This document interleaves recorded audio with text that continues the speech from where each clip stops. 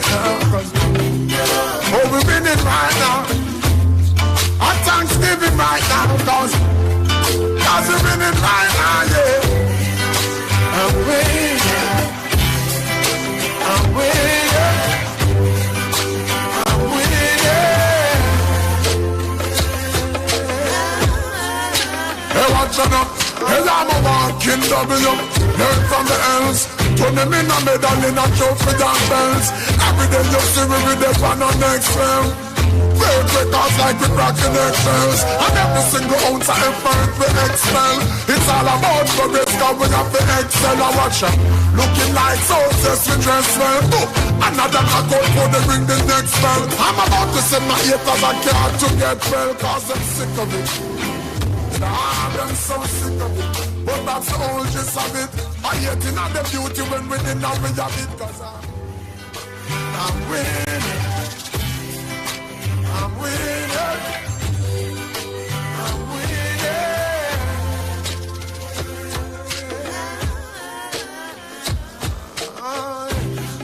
Oh, we're winning right now, baby. I say we're winning right now. Me forget that trophy to what me living right now, cause I'm winning right now, yeah. And I'm chilling right now, cause we're winning right now. Our Thanksgiving right now, yeah.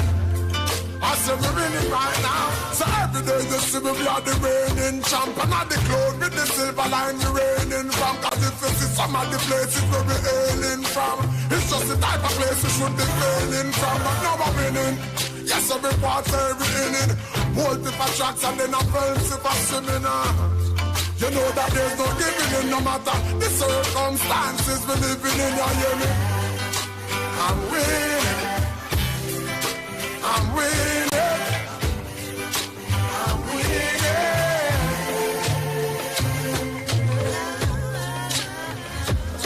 Oh, we're winning right now, baby. Say we're winning right now. Me forget that trophy to what we living right now, cause I'm winning right now, yeah. And I'm chilling right now, cause Ladies and gentlemen, the graduating class of 2022.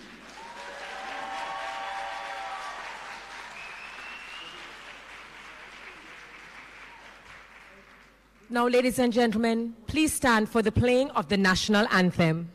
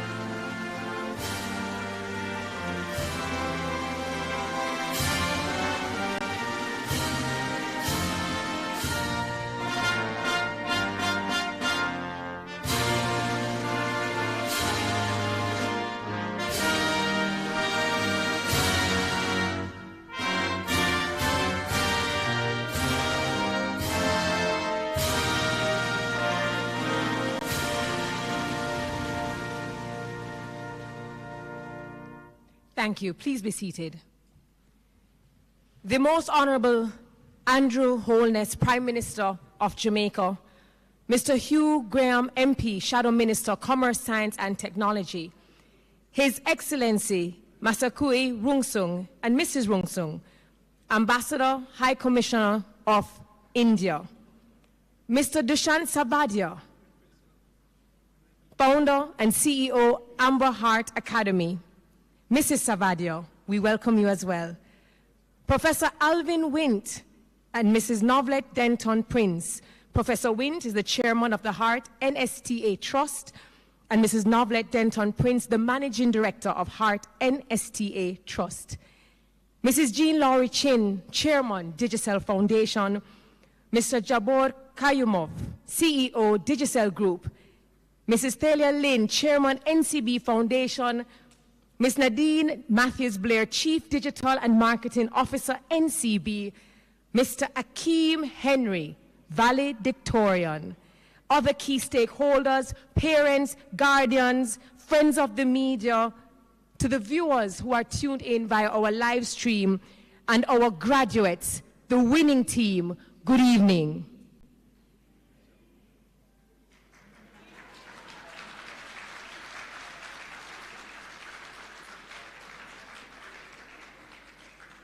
Parents, guardians, graduates, celebrants, good evening. Yes, man. Let me explain something to you. When we think about Jamaica and we think about the Olympics and the World Championship, we're excited. We get with pot covers, we get with colors, we go down a halfway tree, we look on the big thing, on the big digital board, yes? And when we see Jamaicans doing amazing jobs and representing us at the highest level, with skin just crawl with goosebumps, and we feel good, yes? Then if we are in the presence of, there should be 27, but there are 25 graduates who, despite odds, despite obstacles, and despite many things that people might have told them that were not possible, are now seated here as graduates, I think that is a big deal.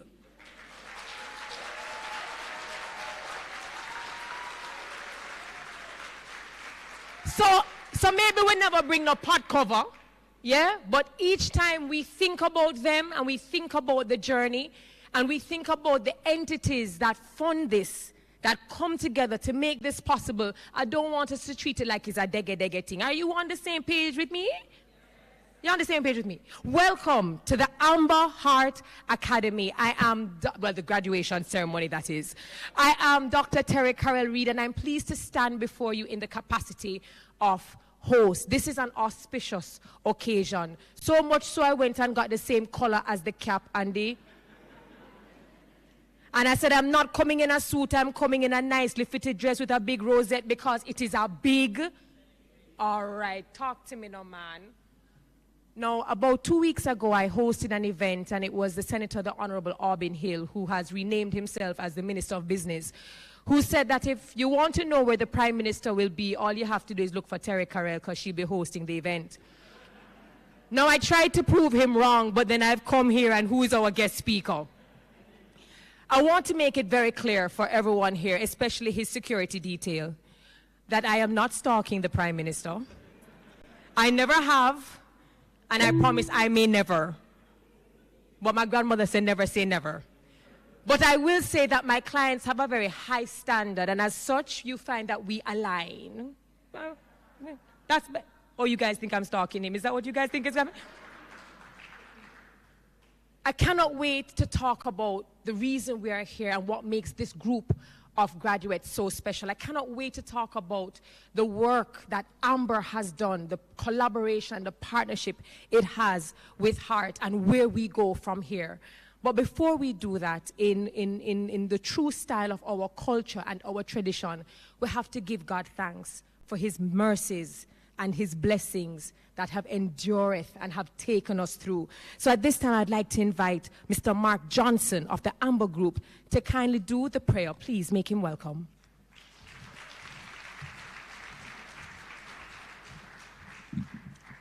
Thank you. Let us pray. Dear God, Almighty God, God of our salvation, God of our life, we are here this afternoon. We are here on this occasion, coming to you with prayer. Lord, we acknowledge your ever-presence, your supreme presence in our life. Lord, we come this afternoon with a thankful heart. Come this afternoon giving you thanks for your guidance, for your protection, for your care, for your love that you have extended to us throughout the years and to the life of all that are gathered here today. Lord, we want to just continue to lift up your name in everything that we do. Lord, we want to put everyone here before you. We want to put everything that will happen and put you at the center. And Lord, this afternoon, I pray for each and every one that is gathered here this afternoon. I pray for this country. I pray for the leaders, for the government. I pray for every institution. I pray for the Heart Trust NSTA. I pray that they'll continue to do good. I pray for all the workers of this institution. I pray for the Amber Group of Company and its founder. I pray that you'll continue to bless us as we continue to do the work and to inspire life and develop each and every one.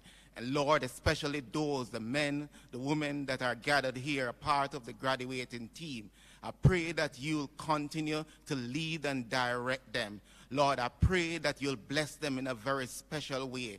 Help them to navigate the future positively with pride and with great success. Allow them, help them to be example to others, to their colleagues, to the community and the country at large. Lord, we bless your name and we give thanks for the institution that will be unveiled today. We pray that it will grow from strength to strength and impact more life. God bless this event. God bless this country. God bless us all. And in your name, it is through you that we are winning tonight. God be praised. Amen.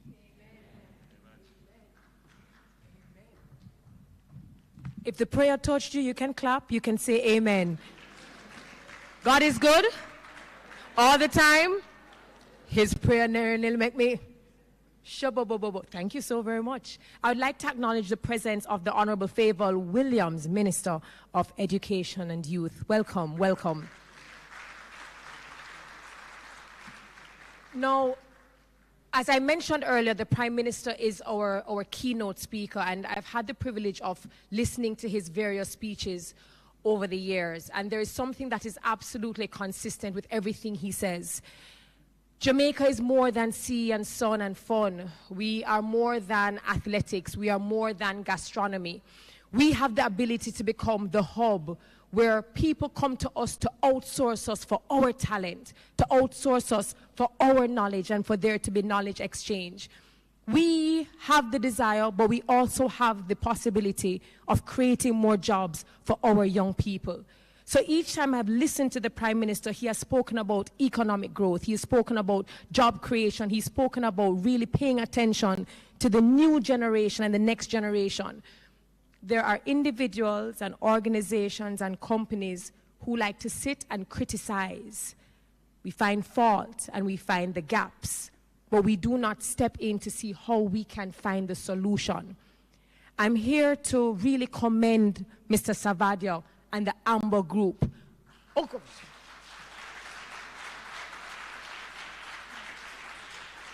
Because here is a man and here is a group that said, we have the talent, we have youngsters, they just need the resources. We're going to fund it.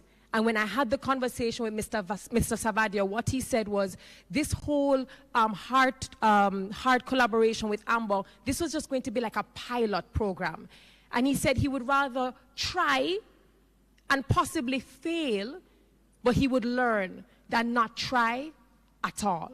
So he said, whatever the cost, whatever the bill, Amber Group will meet it.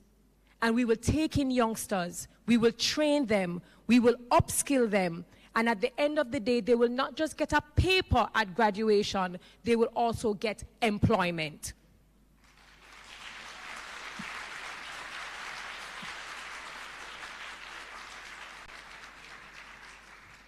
They're not just getting the paper, they're not just getting the employment, but during the very intense year that they have been in the academy, they've also developed fully functional, operational applications. I don't think you understand.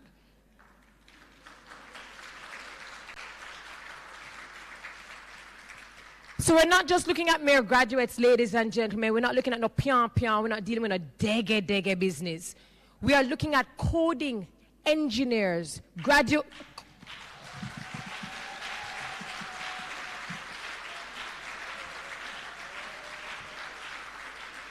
you better put some respect on their name. And for people who think it's just a simple little course where they come up with a little certificate, it is a level 3, and you need to understand that the only other level above that is a level 4.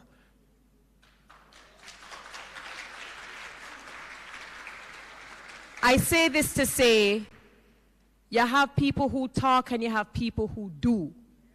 You have people who decide that they're going to be the movers and the shakers and the investors, and they put their money, they put their pockets, their time, their energy, and their effort behind it. So I just want to say big up to the Amber Group. And to the Heart NSTA Trust for really facilitating this kind of certification. So let us hear more about this overview. So I just kind of gave you just the opening remarks, but we want to find out the meat. And so at this time, I'd like to invite Novelet Denton Prince, Managing Director, Heart NSTA Trust, to provide the overview.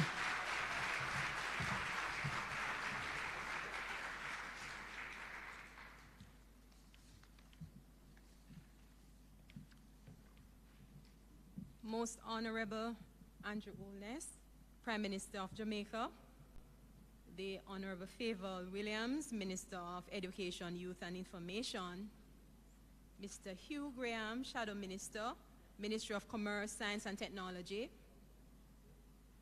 the Honorable Masuki Ronsung and Mrs. Ronsung, Ambassador, High Commission of India, Mr. Dushant Savadia and Mrs. Katerina Savadia, Founder and CEO, Amber Group, Professor Wint, Chairman, Heart NSTA, Mrs. Jean Laurie Chin, Chairman, Digicel Foundation, Mr.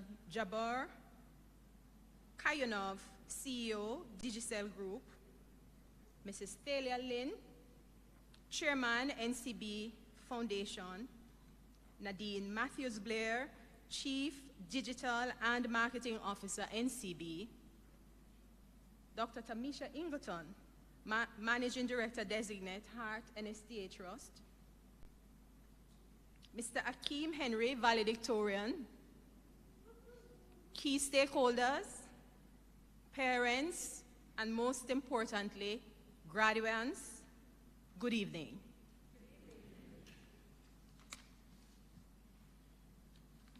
In responding to the national priorities of the government of Jamaica, the Heart NSTA Trust, with its mission to enhance human development, has increased its responsiveness to industries through meaningful partnerships.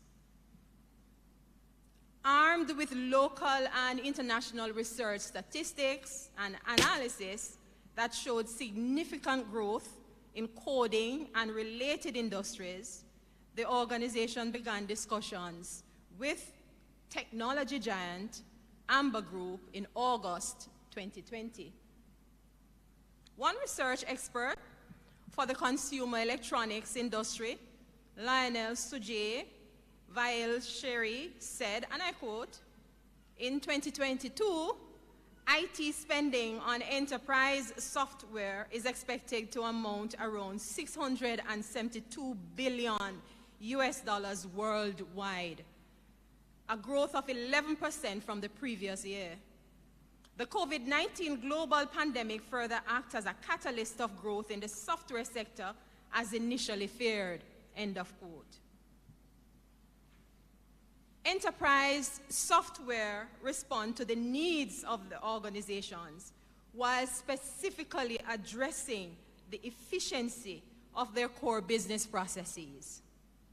Many enterprise software subsegments, such as business process management, BPM software, enterprise resource planning, ERP software, and customer relationship management, CRM software, have grown into massive markets in their own right. And so, inspired by the realities, the Trust and the Amber Group successfully signed an MOU in December 2020. This MOU will see Jamaica benefiting significantly from an industry that is geometrically expanding. This partnership created a revolution that would not only increase training and certification in software development, but also meet the demands of the industry while simultaneously satisfying the quests of many Jamaican youth in finding their niche in the IT industry. This partnership is a match made in heaven, with the ultimate outcome of strategically positioning Jamaica to become the hub of software development in the Caribbean. There were many teething pains as we worked on getting it right. Right, Deshaun? But the focus remained true to create a group of outstanding innovators, top coding professional leaders, and well-rounded individuals. The Heart Amber Initiative has provided an excellent opportunity to tailor the Trust's software development training program to meet the demands of the workforce and leverage international talent for higher value IT skills. It has created a steady base of knowledge transfer and a seamless integration of curriculum.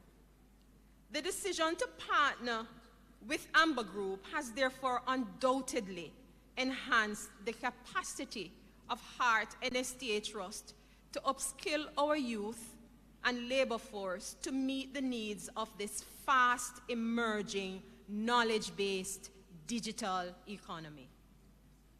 Today, we proudly present the first batch of graduates. Yes. Yes. Yes. Yes. That successfully completed training under the pilot project, which commenced in January 2021.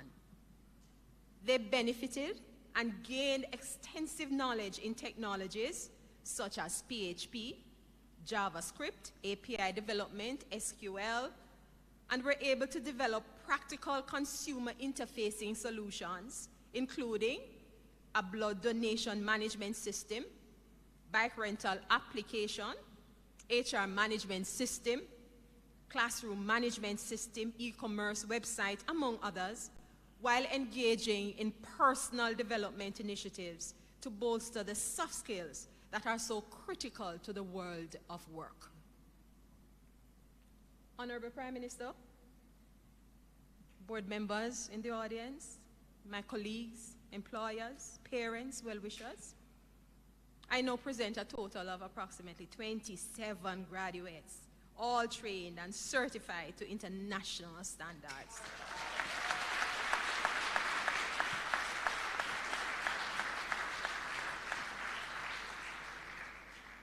These graduates will be directly transitioning into the world of work, where they will gain employment at companies including private sector giants such as Digicel, NCB, and of course the Amber Group.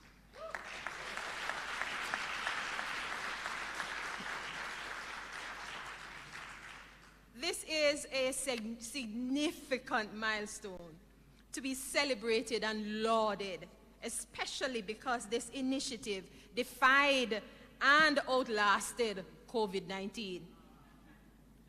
To the hard-working, dedicated team of the Strategic Partnerships Department, the Eastern TVET Institute Stony Hill Campus, and the Amber Group, I thank you for a productive first year and look to celebrate many more years like this.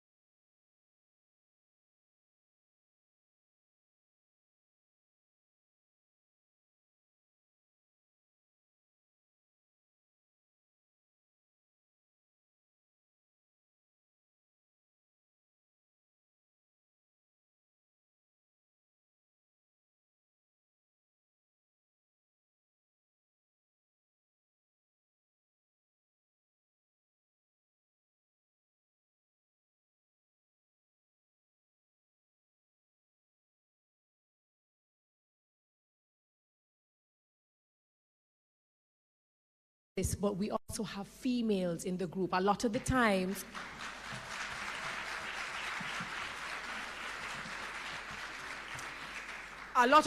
when we speak about technologists and coding and engineer, I hear Mrs. Denton Price talk about PHP and JavaScript. Did you hear the things she called out? A, B, C, D, E, F, G.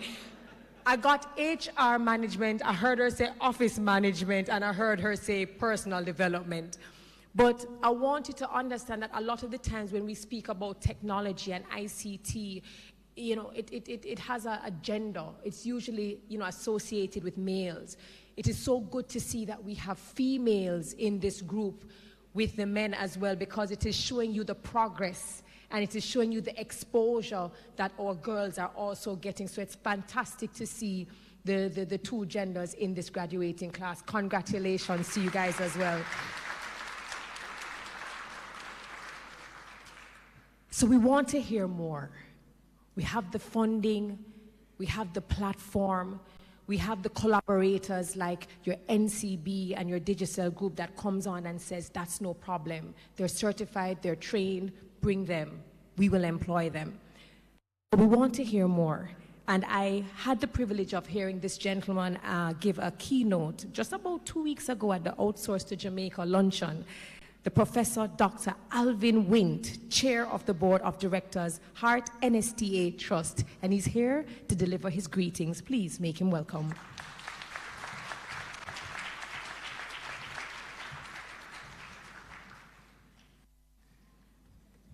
Thank you so very much, Master of Ceremonies. The Most Honorable Andrew Holness, Prime Minister of Jamaica. The Honorable Favor Williams, the Honorable Masuki Rungseng and Mrs. Rungseng.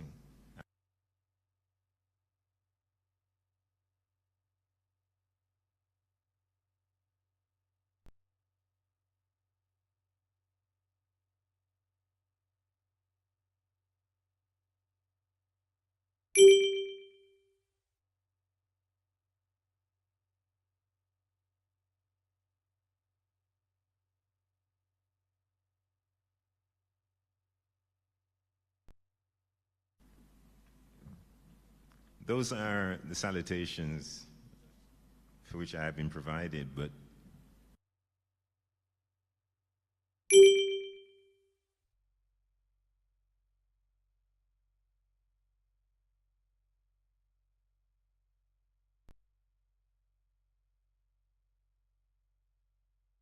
two I want to mention, Mr. Alok Jain and Miss Merle Donaldson.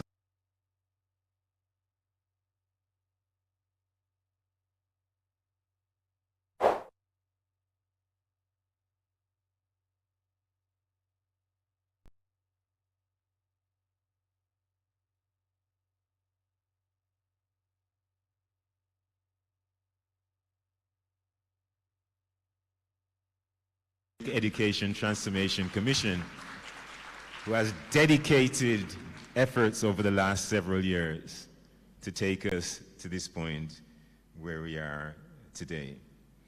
Permit me to also mention the Deputy Managing Director of Heart NSTA, Miss Kamisha Campbell, who has been an absolute force in moving us to this point.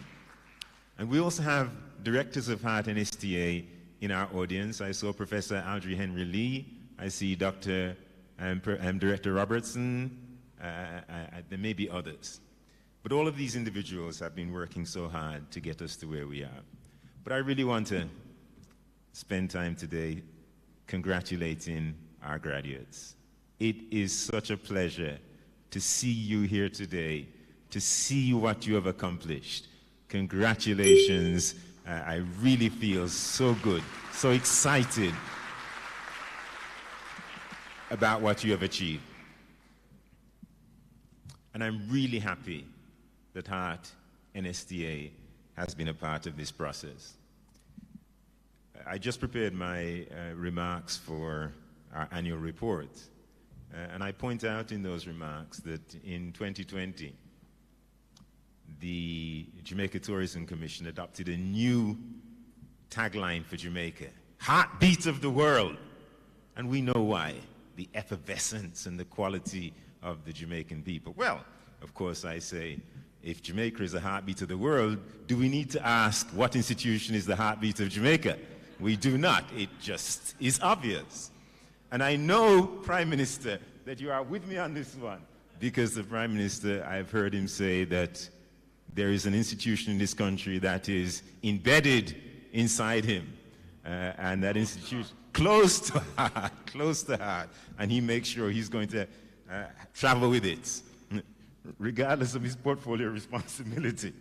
So, Prime Minister, we really do appreciate the interest that you have taken in heart, and I'm so impressed in the passion that the Prime Minister has for this organization. I've chaired and been involved in board directorships for a long time in Jamaica, and it's not that regular an occurrence to have your responsible minister initiating dialogue with the board.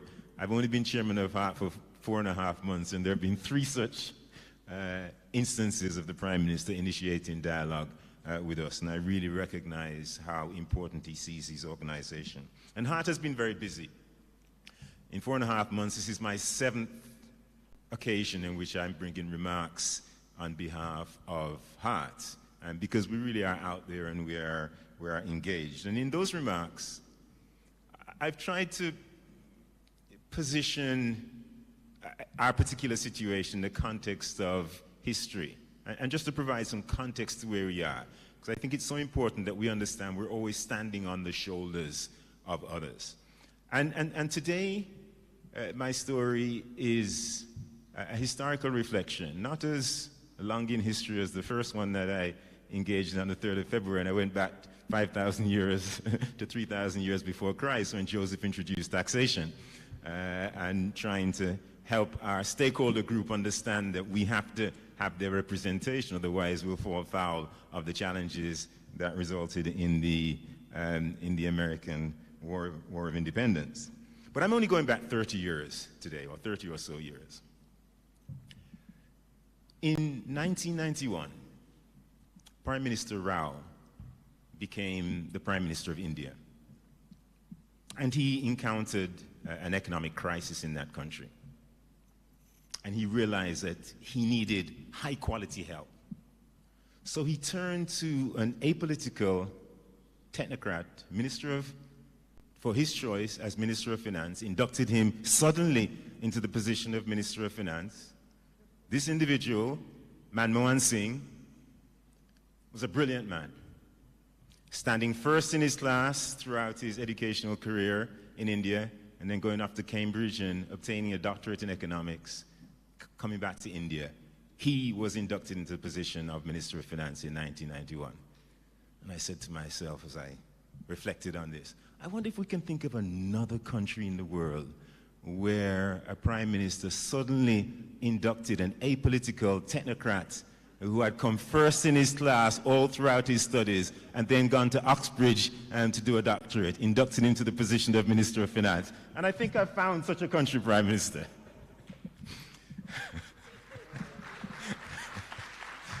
So, you know, there's a circularity to the world that we do need to understand. So anyway, Manmohan Singh is seized of the importance of liberalizing the Indian economy, which for years had been very protectionist and had been growing extremely slowly, much slower than its peers.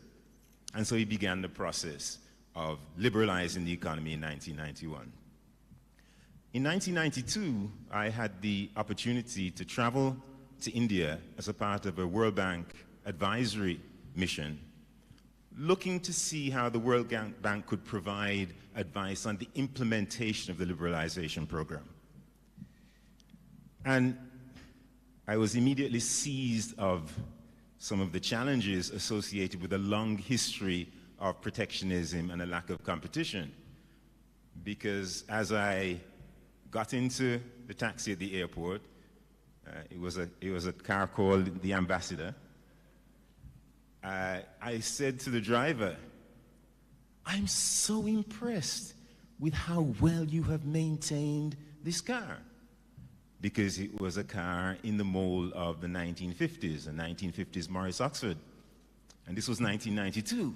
I said, this guy has done a fantastic job of preserving this car so nicely over the last 40 years or so. And the man looked at me with extreme concern and angst. This is a brand new car.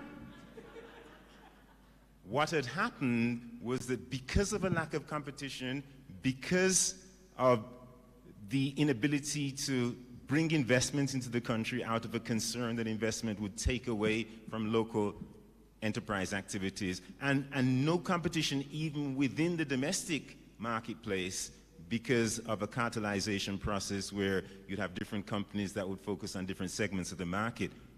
The company that was producing the Ambassador, Hindustan Motors, had really no incentive to upgrade its machinery and equipment. So in 1992, it was using the same molds to produce the Ambassador that it had licensed from Morris Oxford in the 1950s.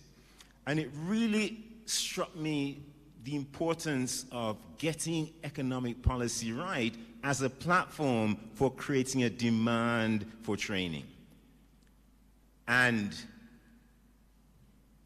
Manmohan Singh and Prime Minister Rowe got it right. The liberalization process was highly successful. Growth in India was almost double over the 20 years from 1991 to 2019 as it had been for the previous 20 years, 1964 to 1991 inclusive. The Indian automotive industry was dramatically transformed. And in 2008, there was an Indian automotive company called Tata. We're familiar with that company in Jamaica because they used to sell buses here. The buses weren't the most modern of buses. They transformed. And in 2008, that Indian automotive company called Tata purchased Land Rover and Jaguar, two premium UK brands, for $2.3 billion, coming out of this process of economic liberalization. But it goes beyond that, because as the economy was transformed and you were able to bring in more foreign ideas, more foreign capital, there was an unleashing of entrepreneurial activity in India. And, you know, there's a company that we know of well called Xerox. And Xerox had a joint venture in India called Xerox Modi. It was started in the 1980s. And subsequent to the liberalization process, Xerox Modi was transformed. Xerox became the leading shareholder. And in 1999, a young gentleman called Dushant, if my information is correct, around that time would have had his first job at Xerox India. Am I correct? Taking advantage of this new system that was allowing an infusion of ideas from all over the world and unleashing energy. And that base that Dushant was able to capture with his experience in Xerox India. Was it 1999? It was exactly 1999? Wow. I didn't have the date, but I knew that 1999 was when there was the Xerox got the majority interest.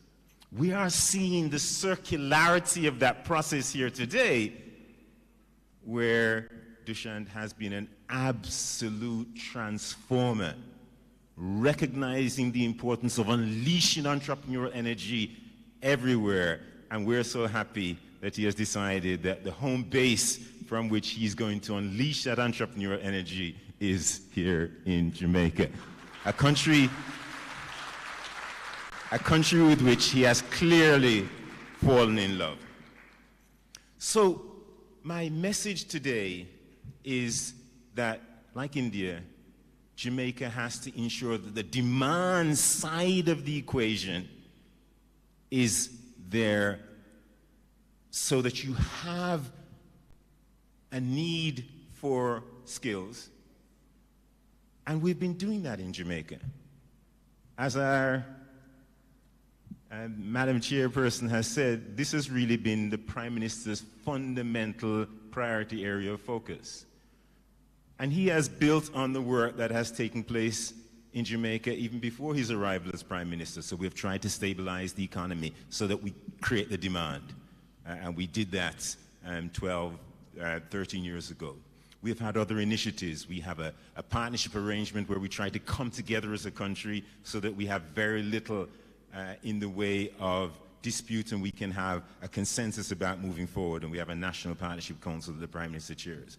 We have a National Competitiveness Council chaired by Minister Hill now that is really trying to make sure that the environment for business is as good as it can be. We've worked on public sector transformation so that we can have a seamless process of public sector support for our entrepreneurial activity. And then we have an organization called the Jamaica Promotions Corporation that is one of the leading promotional organizations in the world. And I'm so happy to see President Diane Edwards here as a part of our group. And the Jamaica Promotions Corporation has done many things. It has collaborated across the region. And so a few years ago, I was fortunate enough to play a leading role in the development of a regional investment promotion strategy for the Caribbean in the context of the work of Carib Export, but fueled by JAMPRO and individuals who had gone and worked for Caribbean Export. We have a national investment policy, again, that JAMPRO has spearheaded that is trying to ensure that there is a commonness of purpose across Jamaica about the role of investment so that we create the demand. So we've had a lot of work going on the demand side. What I say to you today in these very long greetings is that we are giving you the commitment today, graduates, your parents, and everyone in this audience, that Heart NSTA is going to do all that it can to ensure that as the demand for skills bubble up in the Jamaican economy as a fruit of the economic reform efforts, that there is the supply of technical capacity to match that demand. We are committing that, as is epitomized in this relationship that we have been able to work through with Amber, with tremendous initiative coming from Dushan, wonderful support from the Office of the Prime Minister, tremendous support from our team at Heart. This is an example of the kind of on-the-job training aligned to the needs of industry that we're going to be doing more and more and more of, because we need to make sure that there is a complete intersection between the demand for skilled talent and the supply. That's our commitment, but I want to end where I started, by congratulating our graduates, representing this tremendous example of what can be achieved when we partner effectively in Jamaica and we build on the creative talent of the Jamaican people represented here, the effervescence that aptly allows the Jamaican Tourist Board to say that Jamaica is indeed the heartbeat of the world.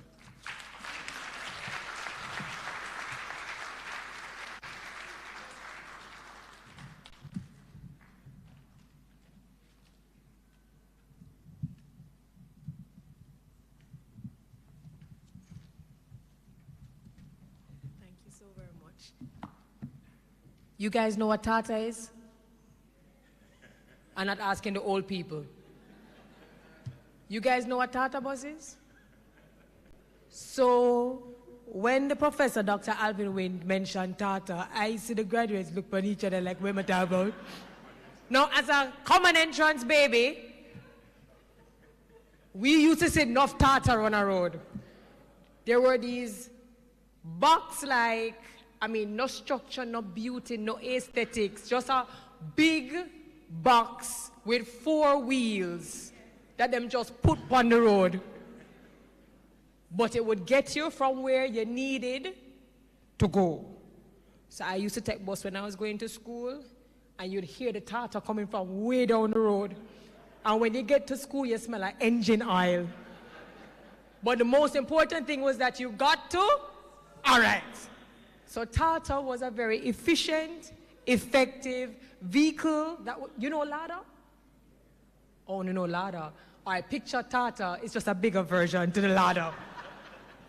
Now, Professor Dr. Alvin Wynn mentioned unleashing. What Amber Group and this partnership with Heart NSTA Trust was able to do is unleash entrepreneurial spirit. What we don't want are our young, talented individuals to leave the island. We don't want that money and that economic power to leave the island. What we want is that when Amber and Heart finish with these individuals, Google, Microsoft, Meta, all of Silicon Valley is supposed to ask, what's going on in Jamaica? We need to come to Jamaica.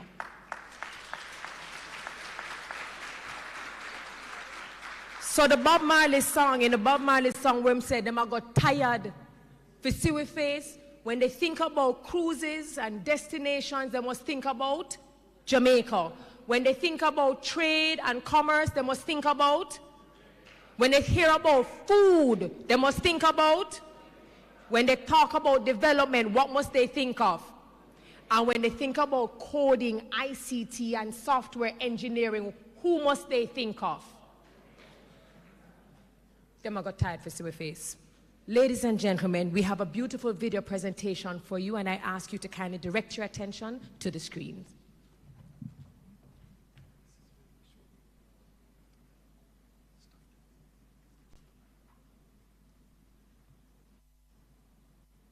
In this ever-changing, fast-paced, technology-driven world, we are ready to soar.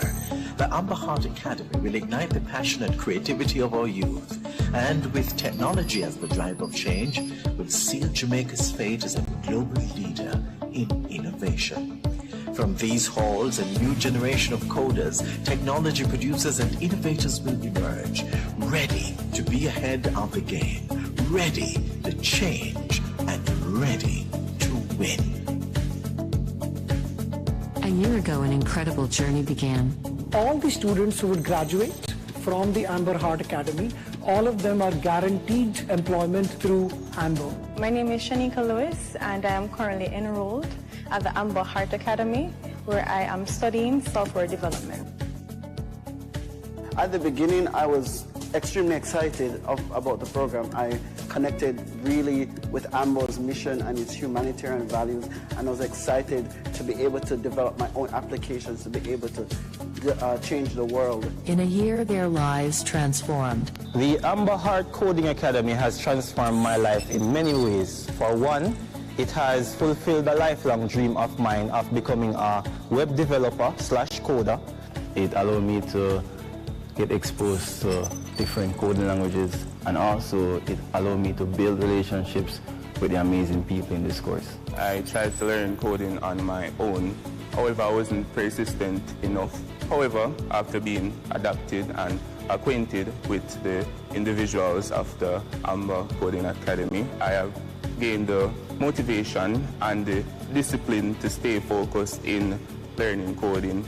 It has taught me many different computer languages, and also I've learned different frameworks and different technologies here, and I would recommend this program to anyone. After leaving the Coding Academy, I would first like to test where I am right now with my coding skills. So I'm most looking forward to working with experienced developers, learning their techniques, and see what I can even offer them in the future. What I'm looking forward to the most after leaving this institution is to become a member of the Amber Group and to also build a lot more applications to develop our country and also to develop the world by extension. They have designed, they have coded, and built 11 applications ground up. Let us now show a few of the softwares they have developed. The name of my application is Amber Donor, which is a blood bank application. And the inspiration that I've had for this application is due to the current incidents in Jamaica. Crime and violence has increased over the past year or two. And I've created a platform where individuals can source blood more easily. It is very easy for individuals to sign up and become a donor. And you're able to search for your blood type and see what availability there is for your blood type. The name of my application is Amber Varlia. In Spanish, Varlia means measuring stick, and using my newly profound skills, I wanted to impress my sister given that she works in the HR department, and it will help small businesses in Jamaica to expand their HR management solution to a digital platform.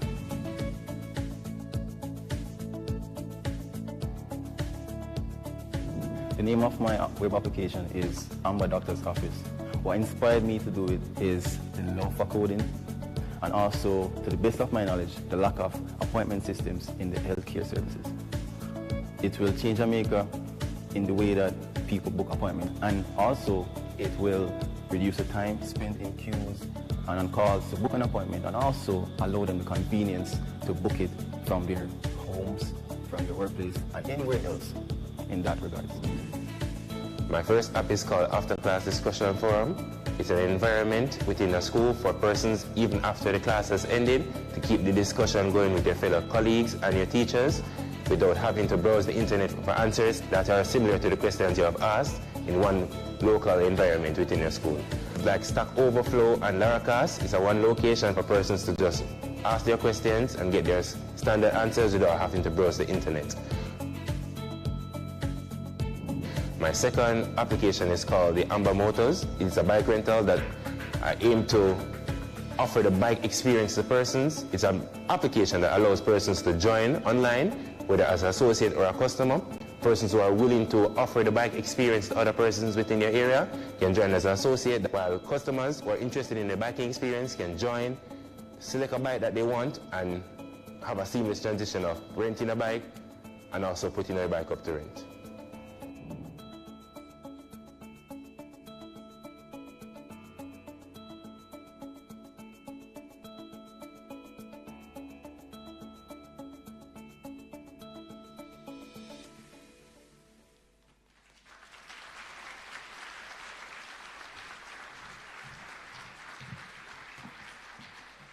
I think after seeing the excitement, the experience, the exposure, I think they deserve a bigger round of applause.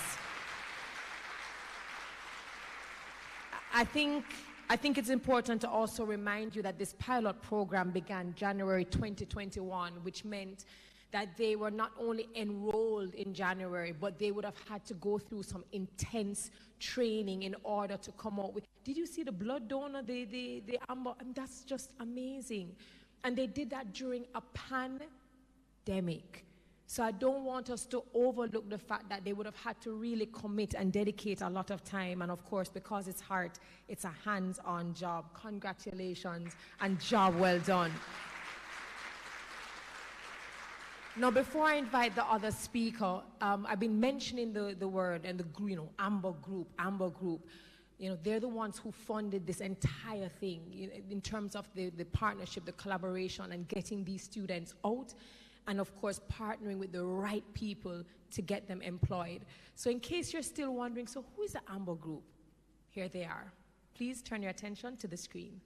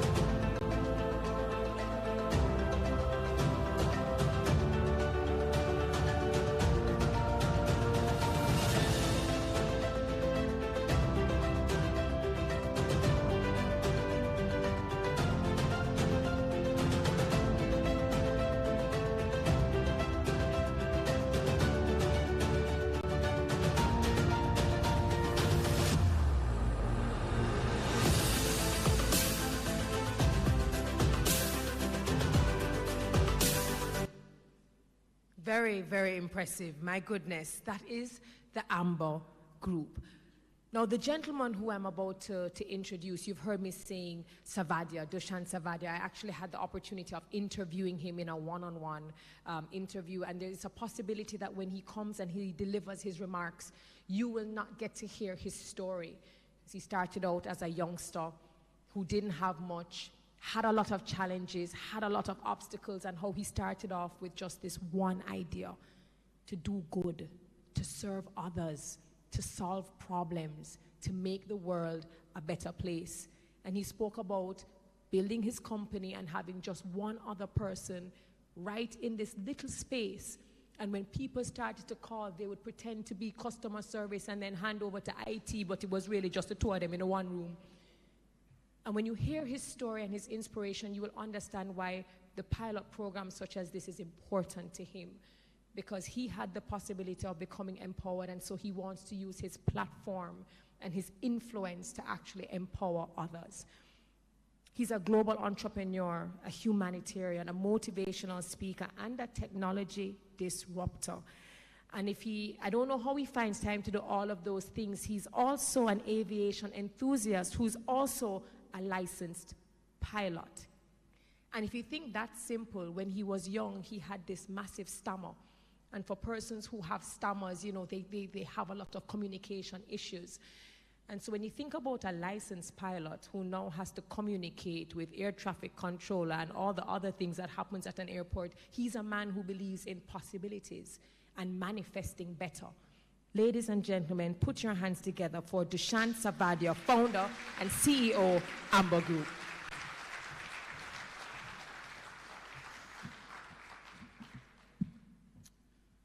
The Most Honorable Andrew Holness, Prime Minister of Jamaica, Honorable Fable Williams, Minister of Education and Youth, His Excellency Masakui Rangsung and Mrs. Rangsung.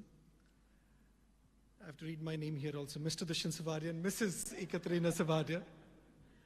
In fact, without the best half, you are only a half, right?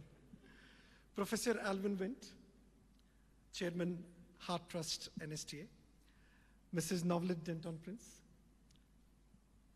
Mrs. Jean Laurichin, Chairman, Digital Foundation. Mr. Jabbor Kayumov, I got it right, CEO, Digital Group. Mrs. Thalia Lin, Chairman, NCB Foundation. Ms. Nadine Matthews-Blair, Chief Digital and Marketing Officer, NCB. Akeem Henry, our valedictorian. Other stakeholders, parents and guardians who are here to celebrate this day with us today. Graduates, my winning team, friends of the media, and all the viewers tuned in live from across the world. Very good evening. Okay, you all had lunch, right? Good evening. Okay. Now we've got a house full. So I usually do not use scripts, but today I'm going to, because they want me to keep myself contained within 10 minutes. That's the only way I can do it, is by reading a script. Okay. So thank you first of all for joining us this evening. This day is very special, not just for Amber, for me, but for Jamaica, for all these students who are here with us today. It was the late innovator Steve Jobs who said this: technology is nothing. What's important is that you have faith in people, that they are basically good and smart. And if you give them tools, they will create wonderful things with them. We had faith. We gave them the tools. They learned and built wonderful things, and today, so many lives are being transformed forever. Congratulations, the class of 2022.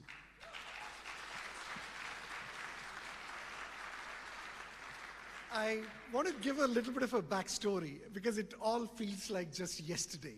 Actually, it feels like yesterday. So it was over a year ago. Alok Jain, Merle Donaldson from the OPM team, and Martin Rickman and Kenisha Campbell from HARD. Four of us, we met over a coffee at Terra Nova at 7 a.m. in the morning. Now, what it tells you, lots can happen over a coffee. In that 2 hours of meeting, we decided what we're going to do. We knew what we had to do, and we were all clear that it has to be done. And the next thing, within 2-3 days, we put together a nice PowerPoint presentation. We got the appointment from the Prime Minister, And we presented the whole proposal to the Prime Minister, and we got his instant support, instant backing, and it was so evident in his passion for this project, because I think it almost evidently aligned to what he had envisioned for Jamaica, and for Jamaica to become the entrance into becoming a global technology producer, not just a consumer of technology. And in 3 months thereafter, we actually launched the first cohort of the Amber Heart Academy. Most of them are here today.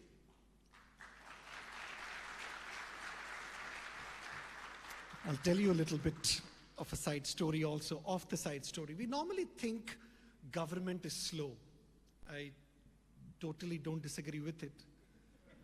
But we normally think that the government is slow, it takes time to get things done. But I tell you, when the project is right, when the intent is right, and there are so good-willed people behind it, a project of this size was launched within 3 months itself, which is a phenomenal achievement by any standards.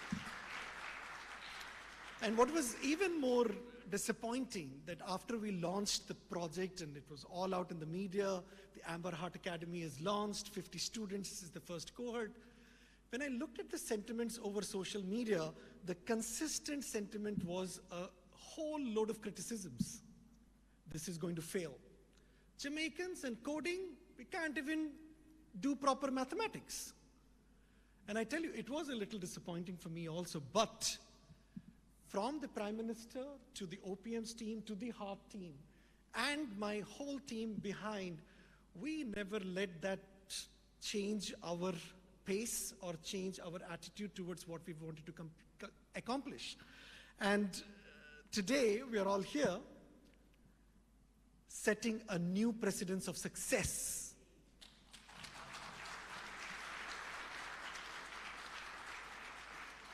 And when I say success, it gives me goosebumps, actually. I'm not just cold, but it's giving me goosebumps, because these students, a year ago, a little over a year ago, from so many inner city communities, so many different backgrounds, so many different upbringings came together to become one big family at the Stony Hill Academy and completed, not just completed, they are some of the finest coders of Jamaica now. And it is already evident in the video that you saw, it is not a Photoshop. These are actual live applications designed by this cohort right here on their own, ground up. And when you see the quality, which I was sharing with the Prime Minister while we were watching it, look at the quality of the UI UX. Not that we helped them to do anything. We said, these are the 11 concepts we want you to build. And all of these boys and girls together built 11 applications. You only saw 6 today because of the time constraint. 11 applications ground up, so beautifully designed. Who can say this is not Jamaica?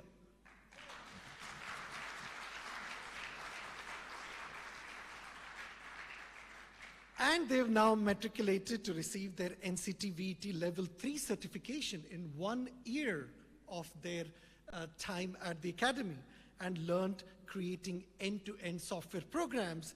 And at the same time, today I'm also pleased to announce that 27 of our graduates from the pilot training academy that we launched a year and a half ago have gained full employment at companies such as Digicel, NCB, and Amber. Isn't this astonishing by any standards? That in 1 year time, we think our youths don't have skills? I tell you, you're wrong. All those criticizers a year ago on Twitter and Facebook and Instagram, I tell you, these students actually made a lot of people wrong. They removed, if there was any doubt that our youths in Jamaica lack skill, lack intelligence, that's gone today for sure.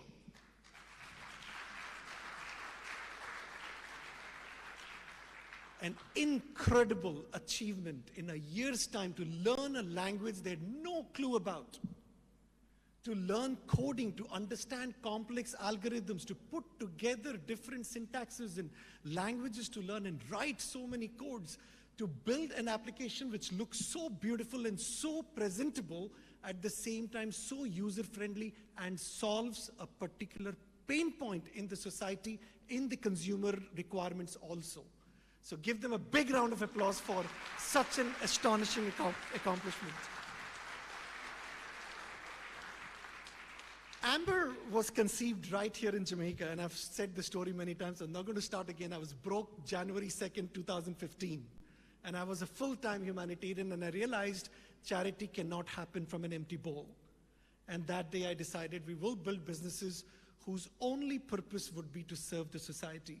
And 6 years later, I'm so proud that we've become a proud multinational Jamaican company exporting our software services globally in 30 countries today.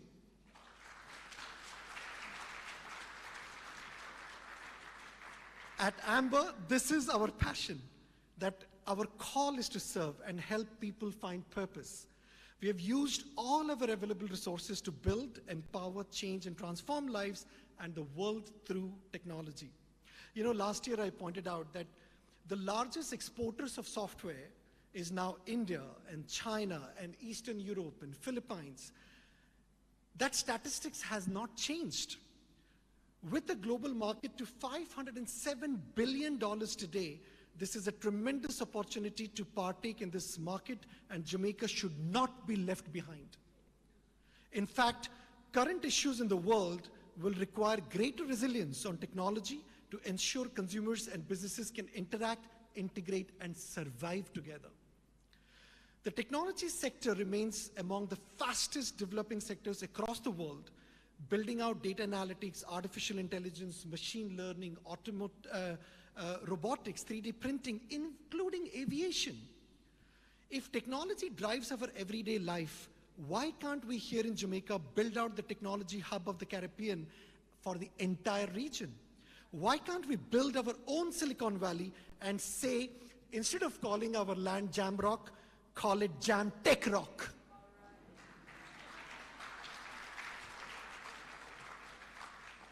I know many persons, not just in Jamaica, but in several corners of the world, also suffer from technophobia, which in simple terms mean a form of apprehension to use technology.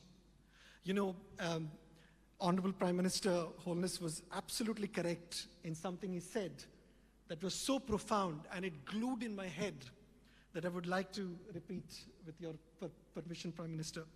He said, we must promote the use of technology because the societies that embrace technology, embrace science, and remove suspicion, fear, and instead apply reason, those are the societies that progress and prosper. Very profound.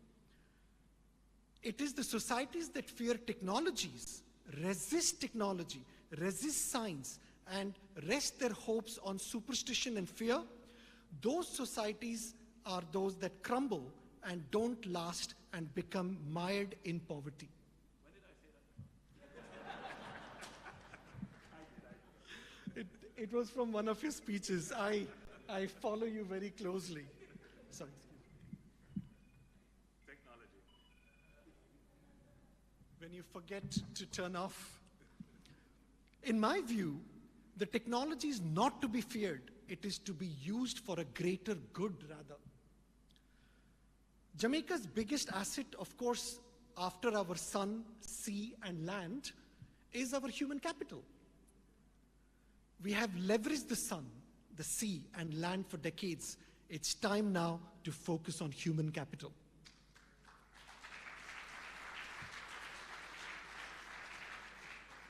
And also, Prime Minister, in my opinion, skills are not equivalent to degrees, and degrees are not equivalent to skills either. Times have changed. The world has changed. People with no degree, such as me, I didn't even graduate. I hope you know I was kicked out by my parents when I was 19 because I was a drug addict, alcoholic, and a chain smoker. And my parents are visiting me from India, and they are here in this room. And one of their big desire, Prime Minister, is to take a picture with you. People with no degree have proven to be extremely skillful and have contributed enormously to businesses, society, and the world at large, while persons with formal degrees continue to pave the way for the society. The time has come for us to embark on the journey to onboard employees because they are skillful and not deter them from their ambition to contribute just because they do not have the relevant degree that your business or public sector is looking for. And I'm being very frank today. Just skills are also not enough. With skills also is needed emotional learning, emotional maturity in our youth and adults too. I refuse to grow up. I'm still a child.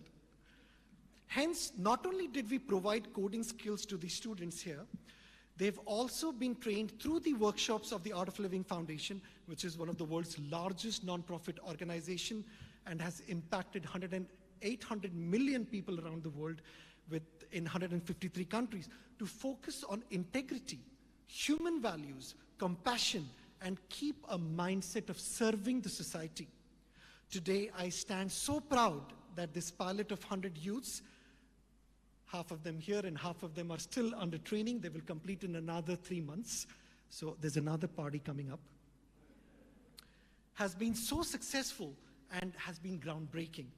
As Amber, this gives us the confidence and courage to invest even further to start the Caribbean's first Amber Institute of Coding.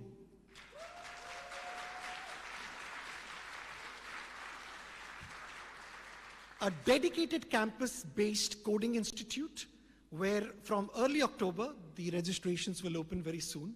We will onboard 300 residential youths and 200 who can commute to the campus every day and study coding. And in a year's time, we will graduate them like all of these folks here.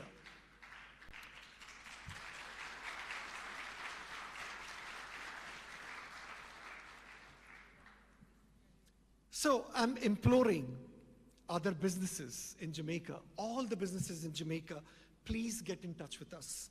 Let's partner together as the private sector of Jamaica, just as NCB and Digicel have opened doors to the students coming out of the Amber Heart Academy.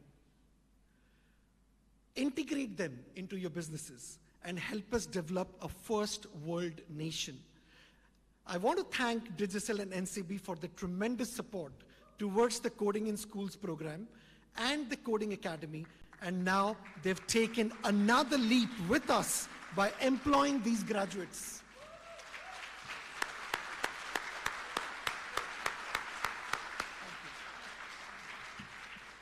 You truly are champions of Jamaica, Digicel and NCB, and thank you for what you're doing for these youths today. Thank you. I think I've got another 2 minutes. We have the blueprint right here. We are actively training and certifying our workforce to transition to higher value-added jobs. We have trained problem solvers. Therefore, the private and public sectors must utilize this new generation of skills to innovate, create, and lead Jamaica with technology. And I urge Jamaicans to adapt technology, because when you adapt technology, when you start using technology, you allow more employment in this space, which is the fastest growing space in the whole world, which is digitization. My friends, I'm truly passionate about what we can do with technology, how we can transform our society and economy with technology, how we can become greater through the use of technology. Oftentimes, technology is the catalyst for change. Let us use technology to propel Jamaica to the next frontier.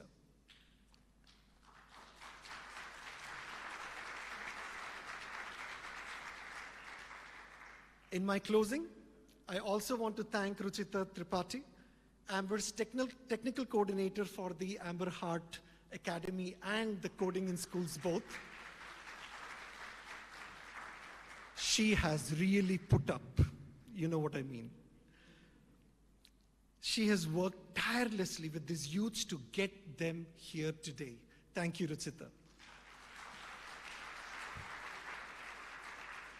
I also want to thank all the master coders of Amber Group who have engaged in full time teaching all these young ones here and brought them this far. I also want to thank 600 strong team members of the Amber Group across the world between US, Jamaica, South Africa, India to work so hard to create the wealth in the Amber Group so we can today give back to our society.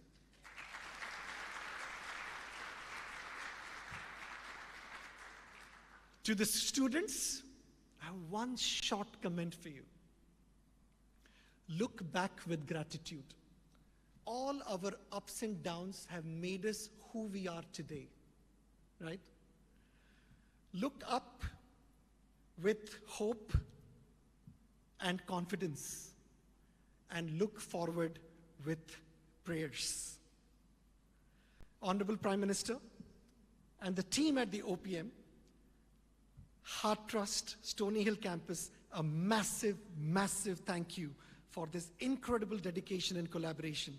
Your passion to revolutionize Jamaica is so obvious in what we're accomplishing today. Ladies and gentlemen, have a great evening and thank you so much for supporting this initiative. Thank you.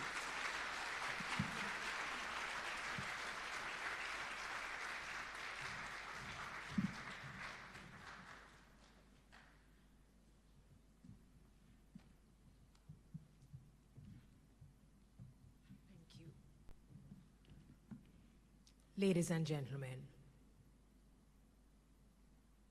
I'm not going to get a louder round of applause after that.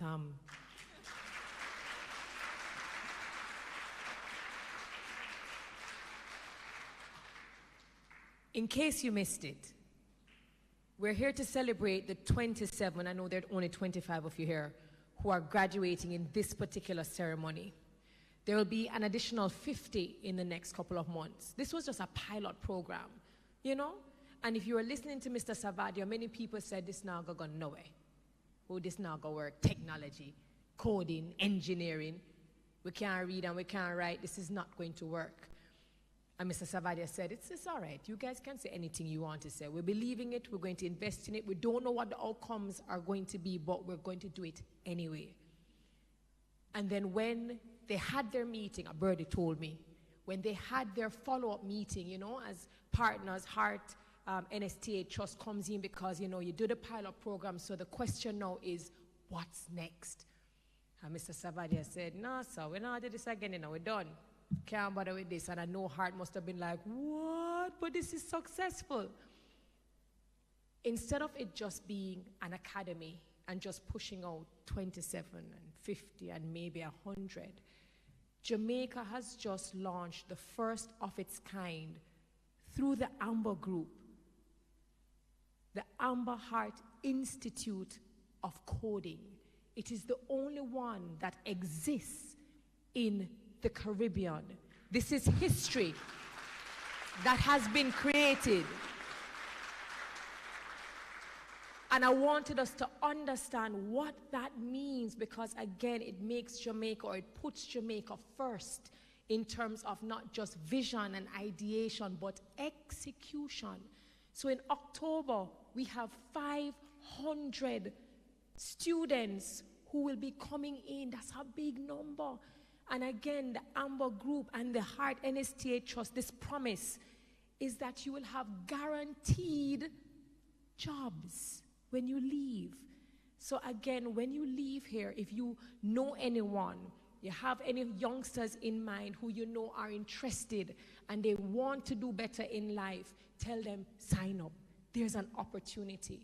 You have the opportunity to be brand champions for other people. So again, Amber Group, congratulations, commendations to what you have been able to do. So we've seen the number of students here and everyone who has come and who has done protocol and welcome. You've heard them say, you know, and Akeem Henry, who is the valedictorian, and we've called his name. We see everyone look at him like, yo, go on, my boss. Yeah, are you? Ladies and gentlemen, kindly put your hands together as the valedictorian takes a stand.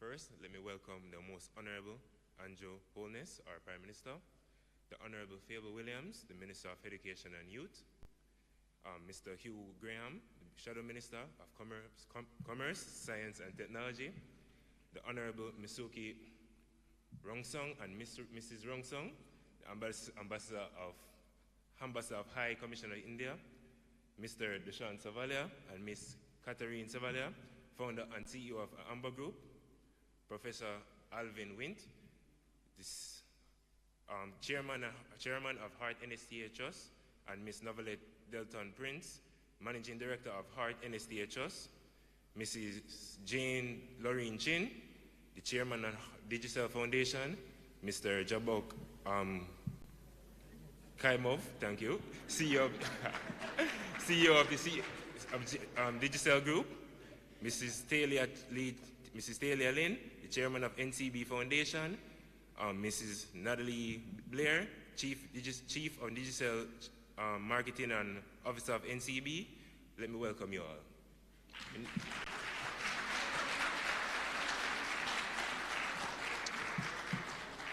You know, it's a very strange feeling when you're actually nervous, but you have a group of people that actually believe in you. So I'll actually do some cheers to my friends as well.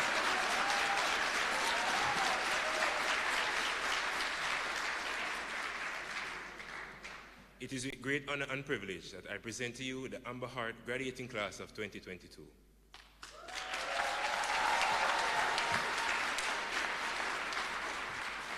On behalf of all my colleagues, I would like to thank each and every one of you for coming here to celebrate this special occasion with us. I would like to begin by thanking our Prime Minister, the Amber Group, and the Heart NSTA Trust for this wonderful opportunity to receive world-class training at the country's first ever coding academy.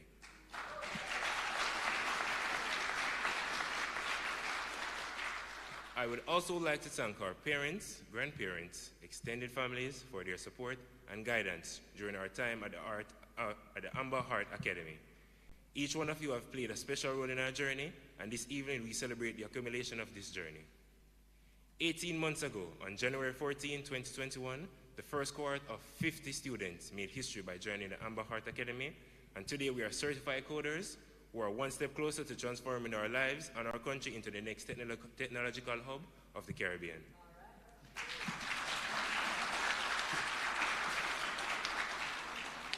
Each of us has gained our own unique experience, a combination of the good and the not so good times, times of laughter and joy, the memories of that one moment of finally getting a new error after 2 hours of debugging, or who could forget that conflicting feeling of blaming Tailwind for not working when it was in fact you who forgot to put in your style sheet.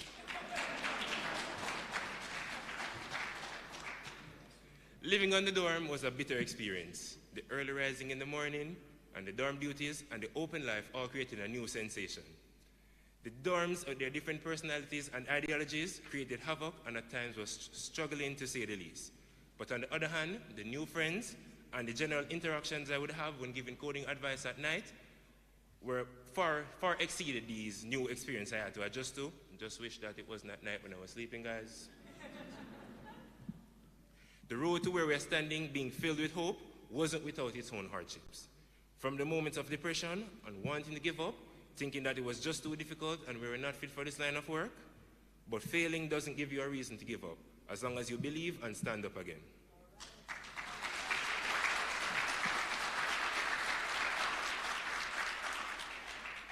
So we believed not only in ourselves, but each other's. Ladies and gentlemen, we were the pillar of support for each other during our difficult times. So we, just like forging a katana, by repeating the process over and over throughout the last 18 months, day and night, we stand before you as future coders of Jamaica today.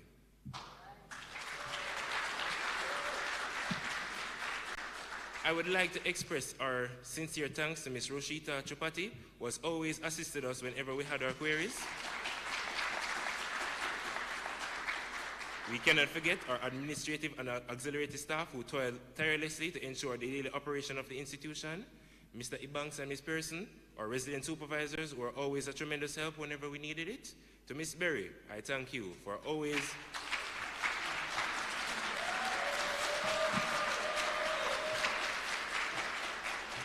To Ms. Berry, I thank you for always having an open door to hear our concerns and taking time out of your busy schedule for us.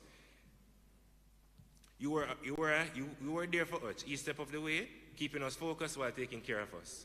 And last but not least, Ms. Robinson, whose words and advice from day one has always been with us, pushing us and giving us motivation to keep going forward, and for giving us the greatest slogan, put it in writing.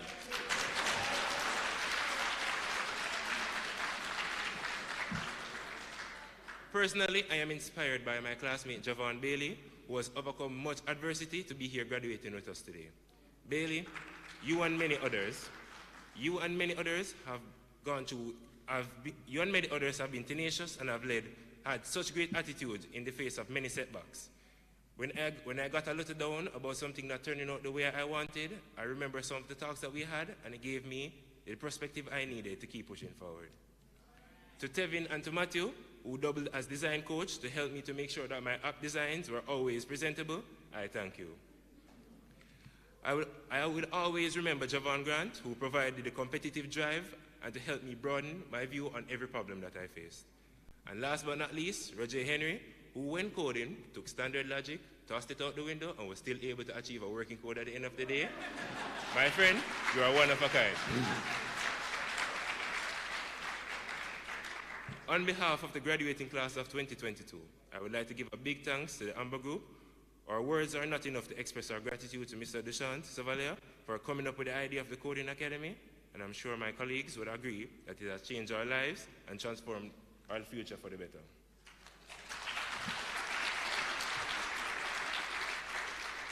We are indeed grateful for the rare opportunity we got to gain knowledge and experience, success and failure, to grow in prestigious companies like Digicel, NCB, and Humber.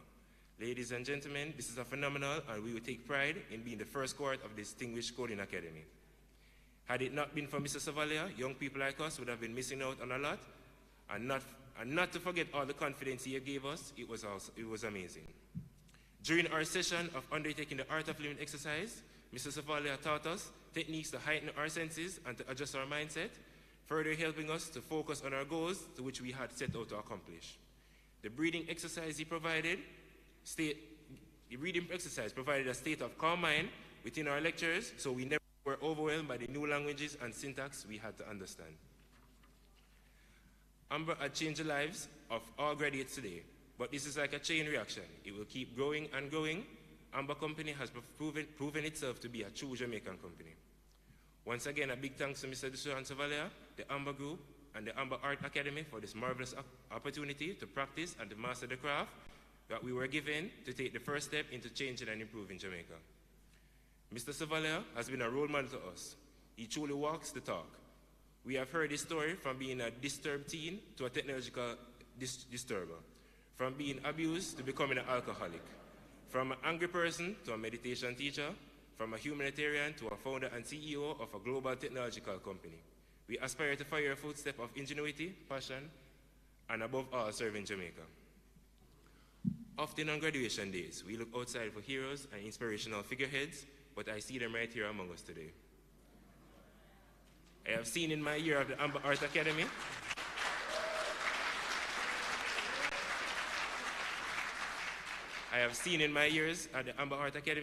that we don't have to look far for inspiration, and that each of us has the potential to make an inspiring contribution to others by being true to our values and committing ourselves to our lofty goals. When we leave here today, celebrate what you have accomplished, but look forward with an eye towards how you can be an inspiration to others. Congratulations, class of 2022.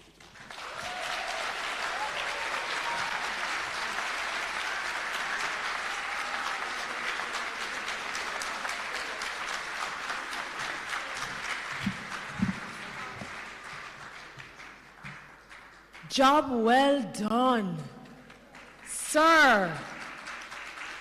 Was he the one who came up here and said he was nervous?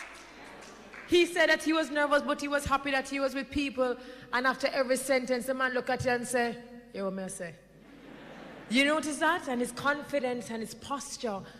It's so beautiful, right? A lot of us would not have known what they might have been like a year ago, but I'm almost positive that the students who we see before us are standing a little bit taller.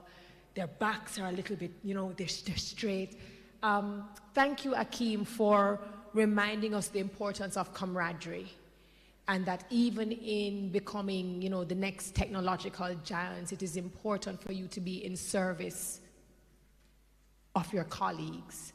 That each of you had your challenges, but it took another one to say, we can do this.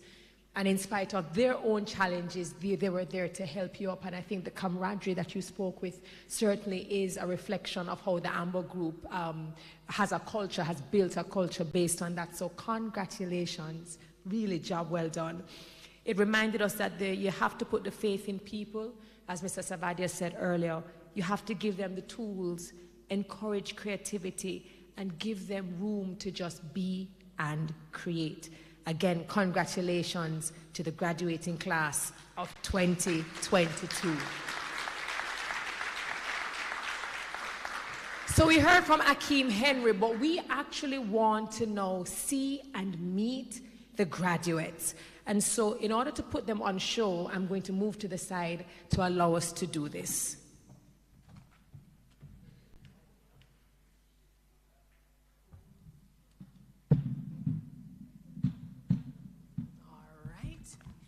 Thank you so very much. So we mentioned that the students here will be getting their diplomas, that paper that says you are absolutely certified, you've passed through the program, but they're also going to get their letter, their job offer. I think that's so cool. My goodness. Some of us go through 5 and 6 years and when we come out here, we are sweat bullets because we don't know if we're going to get a job or not. And I can assure you that you will be well taken care of. My first job paid me 2,000 Jamaican dollars a week.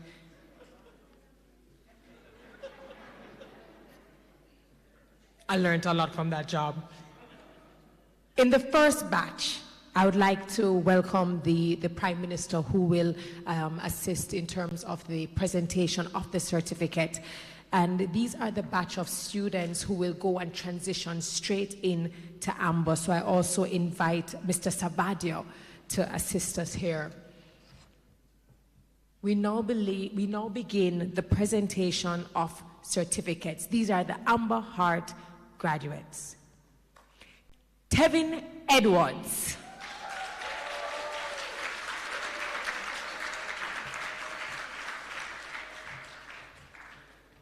And even though he has on his mask, I can tell that he is cheesing and smiling from ear to ear. This is Tevin Edwards. His employment company, Amber Group. Don't turn your back. Aye. Tevin don't know what to do. Him just step on a high. Congratulations. And to the parents taking the video and the picture, make sure it's not pixelated. Please make sure that we see their heads. Shamar Stewart, Amber Group.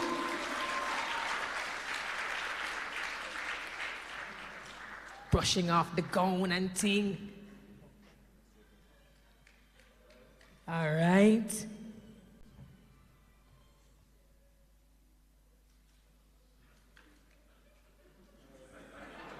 Was he the joker in the group? Okay, I see everyone going, yup, that's right. Congratulations. Chanel McPherson, Amber Group. Little Bocci, all right. Not to be messed with. Congratulations.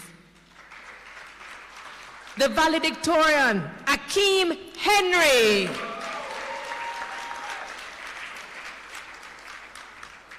Congratulations.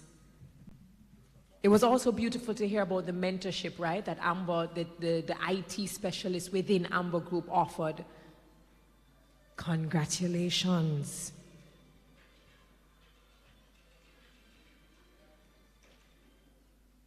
Next up, Matthew Lane.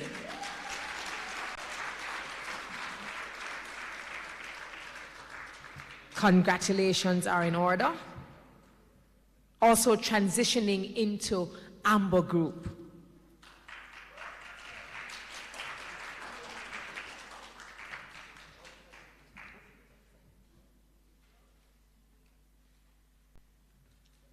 We welcome Javon Bailey. And if my memory serves me correctly, Akeem mentioned Javon Bailey, called him by name. Was it just this Javon? Who he said, despite the many challenges and setbacks, which I don't know, he's here today. So congratulations, Javon. Ronald. You know how long I don't say Ronald? Ronald Hector. Congratulations. Stepping into the Amber Group.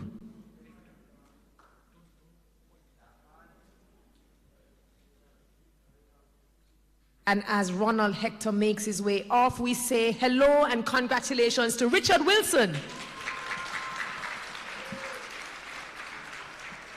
Congratulations.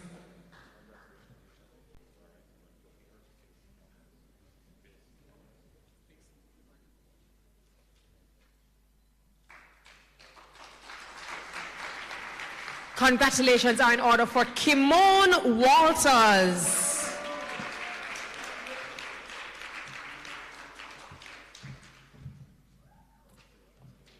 I hear somebody say, woo, woo, woo. We see the parents, the proud parents, guardians, family, friends.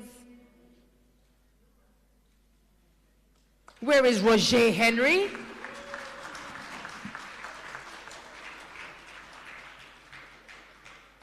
It was very important to Mr. Savadia, Amber Group, and of course Heart NSTA Trust, that in this pilot program, these students would be transitioning right into a job. So they get the paper, but they also get the placement. Where is Daniel Pink? Congratulations. Daniel, I don't know if you know the famous author called Daniel Pink, who wrote the book called When. When. Fantastic book that speaks about the power of timing and being in the right place at the right time.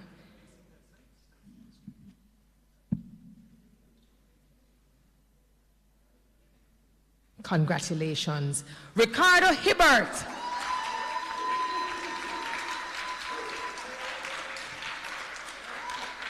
No, but Ricardo's a superstar.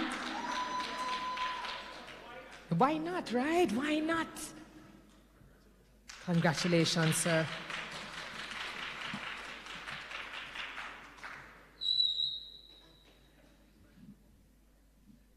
Now, when you guys build the apps and then you sell it back for like billions of dollars and, you know, don't forget us. Mark every face in this room. Thank you so very much, Mr. Savadia. I'm still going to require the services of my Prime Minister.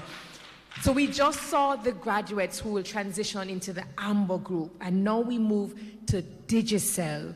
This is also a company that is directly employing the students I'm about to name. I'd like to invite Mr. Jabor Kayumov, CEO, Digicel Group.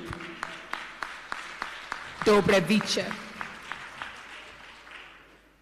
Hello to Kevon Callum.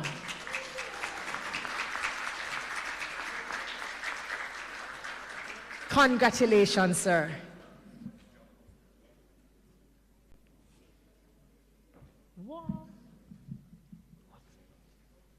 Look at me trying to find out what's in the bag. CEO come up here with a bag and I'm like, what's going on? Kevon, what you get? Shanika Lewis.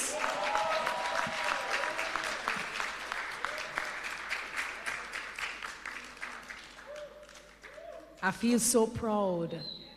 I've been to many graduations, I've seen many certificates, but this is the first time I ever see certificate and job going hand in hand.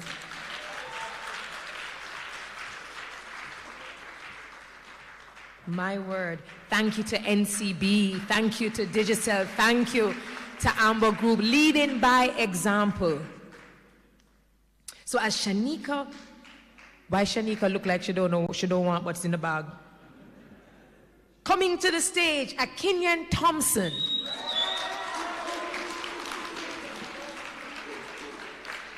Superstar, apparently. Congratulations, sir.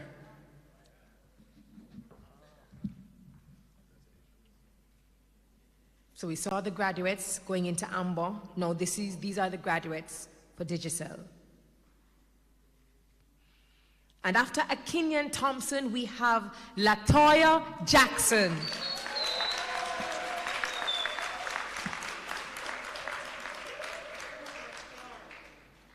Congratulations.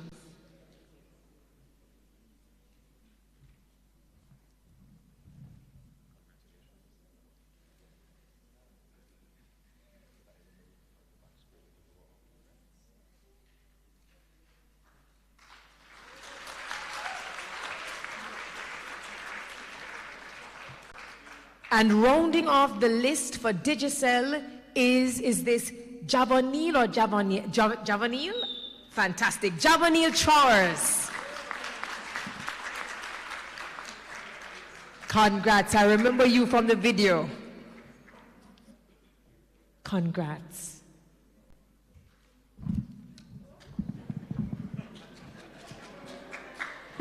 Little but him.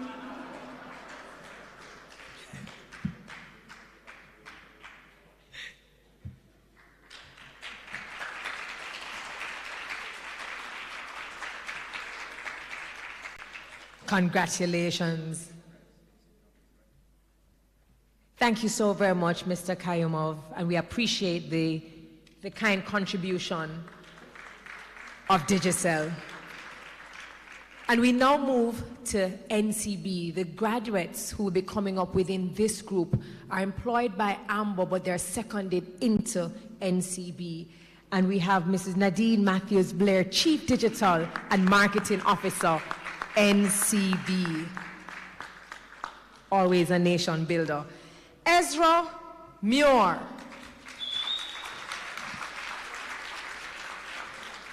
Congratulations. Job well done.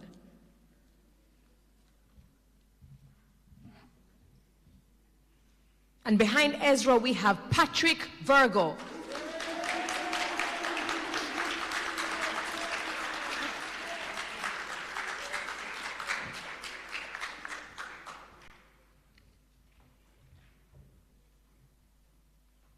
This is in the NCB category.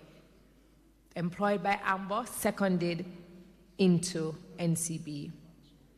Camille Newman, where are you? Congratulations.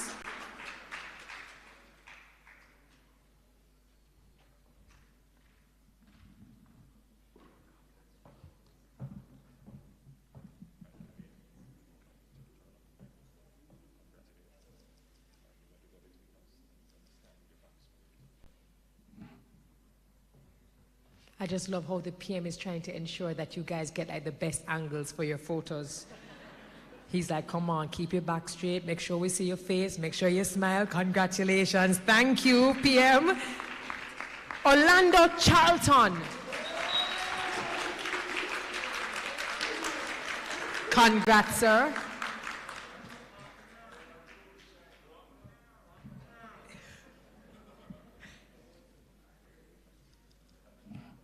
Of course, this is NCB.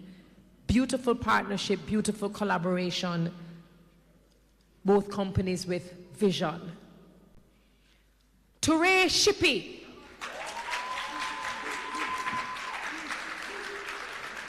Congratulations, sir.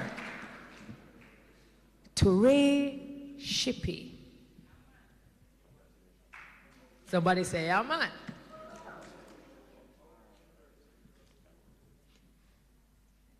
And we say congratulations to Christopher Watson.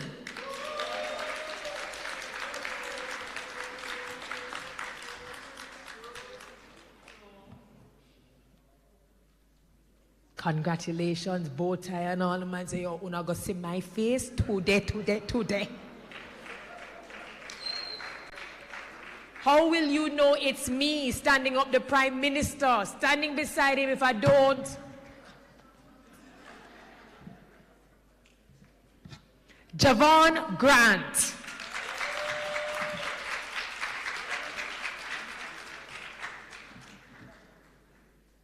NCB, thank you. So we saw Amber Group earlier. We saw Digicel, the final group, NCB. These graduates employed by Amber and seconded into NCB.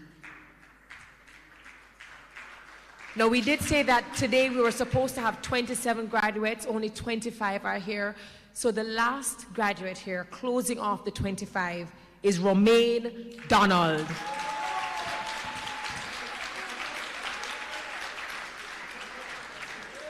The man walked fast to the stage and the man said, yo, need to collect my things. Congratulations.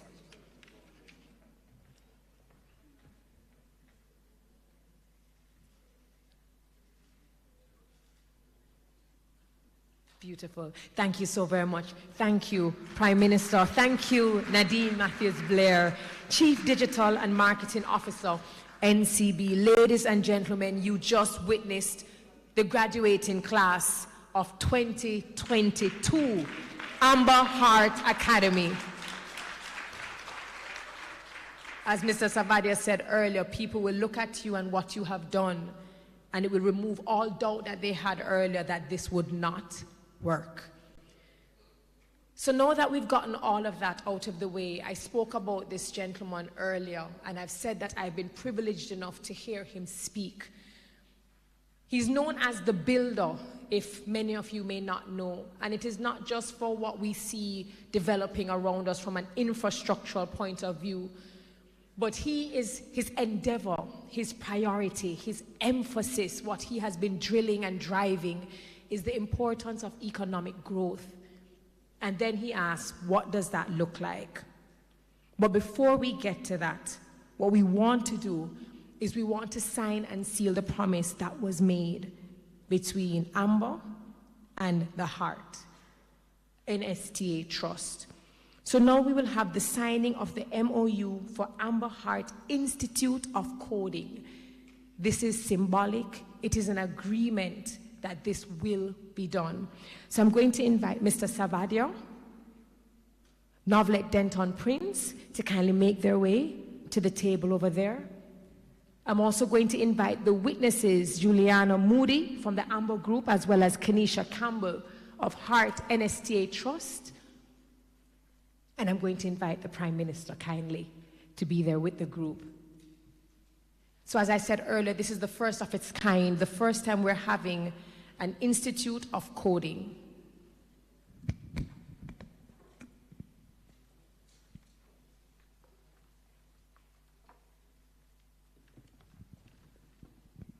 This is the promise and the commitment between the Amber Group and Heart NSTA Trust to create, to develop, to design. It's already done.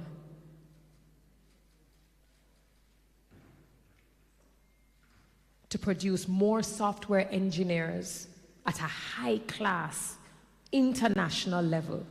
Ladies and gentlemen, put your hands together because this is history.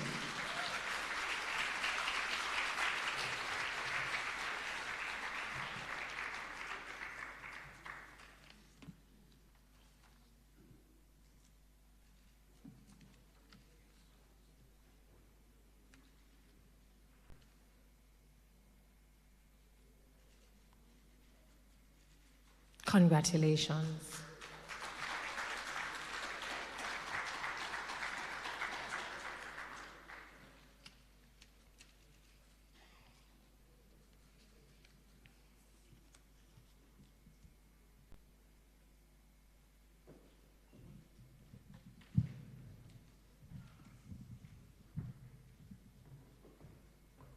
Congratulations, sir. So as I was saying earlier, I've had the privilege of listening to the Prime Minister. A couple weeks ago, we opened the Portmore Informatics Park, which was just another opportunity for young persons to get an opportunity at a livelihood. And again, his emphasis has been on growth creation, job creation, economic growth, giving people the ability to change their lives for themselves, their communities, and their nation at the heart. And something that he has also said is that we have to be able to remove some of the bureaucracy so that this can move much faster. We heard Mr. Savadia say it earlier, that the government assisted to really allow this thing to take wing. And so I've learned a lot from the Prime Minister each and every time he has spoken, and certainly what we're seeing here is a reflection of the things that he wants to see manifest on a mass level, where Jamaica will stand as the hub. Ladies and gentlemen, it is my privilege to welcome to the stage our guest speaker for this evening, for this graduation, the Prime Minister of Jamaica, the Most Honorable Andrew Holness.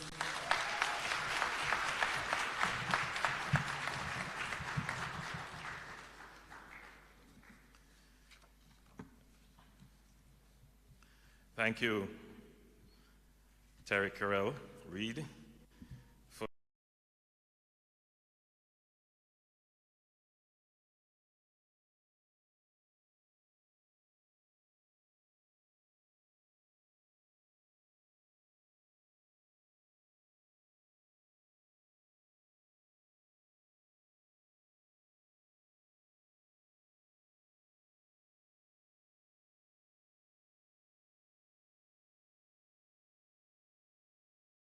I would like to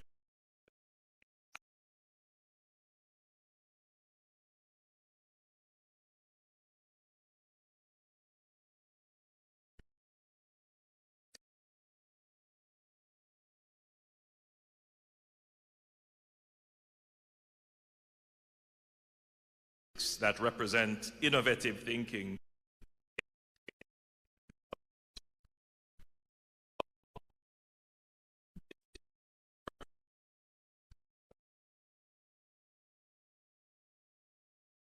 industry.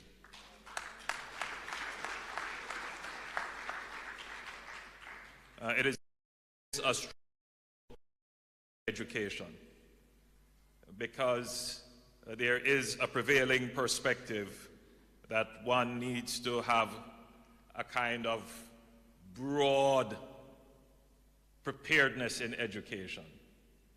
But you would have heard what Dushanta said, that a degree doesn't always mean a skill.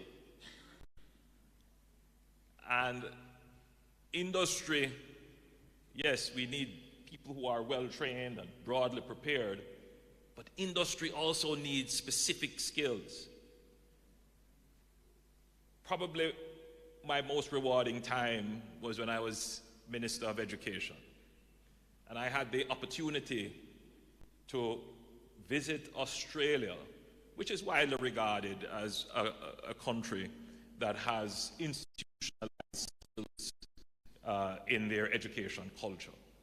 And I visited a plant, and I want you guys to listen to this carefully.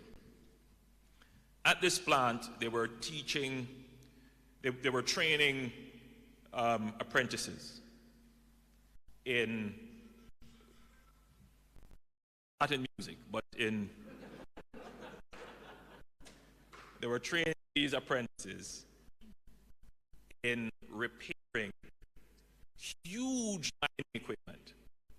I mean, an excavator that could probably fill half, huge machinery. And they introduced me to the youngsters who were being trained. And all they were doing was dipping in one bucket, and they would take up a nut. And they had to dip in another bucket and take up a bolt. And then they had to match them. And they spent maybe weeks on this before they even got to touch the machine.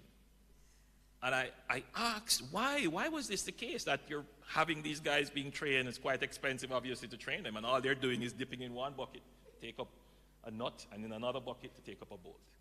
And the instructor said to me, do you know how many nuts and bolts there are on this machine?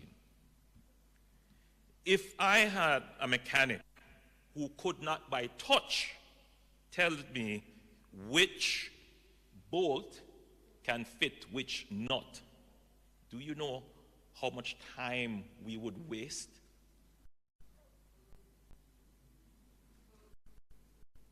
In reassembling this machine?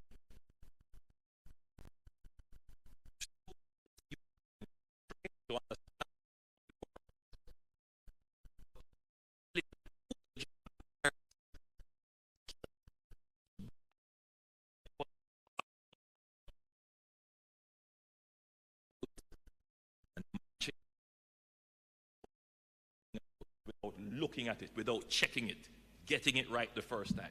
That is a skill.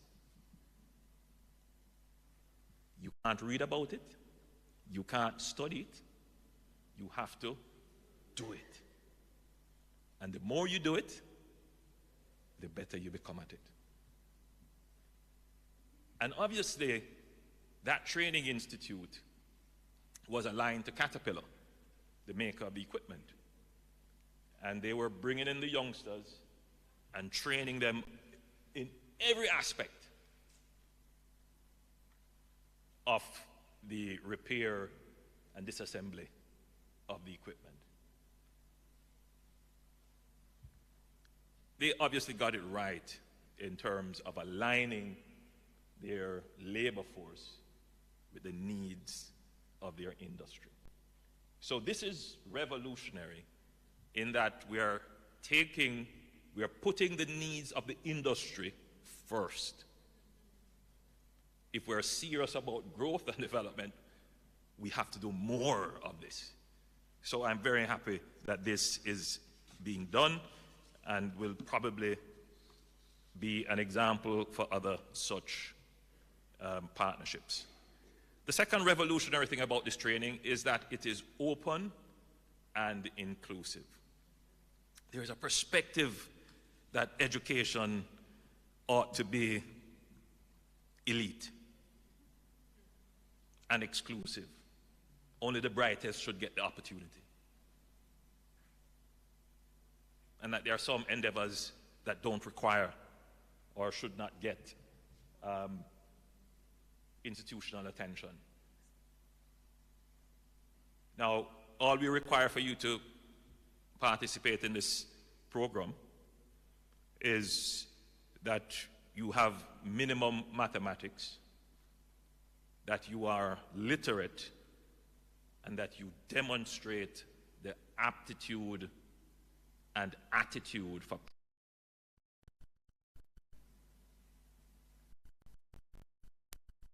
we're not looking for rocket scientists and the most brilliant people by virtue of what kind of exams we use to be brilliant. And that's how we have to create the education system. That we cater for everyone, regardless. The third element is that this is a public-private partnership. But more than that, it is a private-led partnership, in a sense, because the idea really originated with Duchamp, who then passed it on to members in my office, who then passed it on to Hart, and then Hart took a posture of saying, yes, our role is to support industry. It is not often that governments and agencies and departments think in this way. The fatal flaw of governments and departments and ministries is that they believe they exist to serve themselves.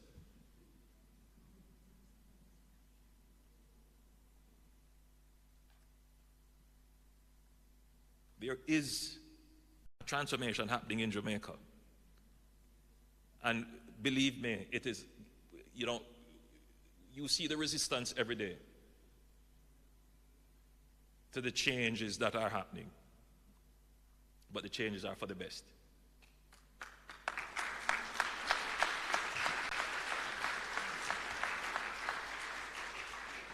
Heart does not exist to serve itself.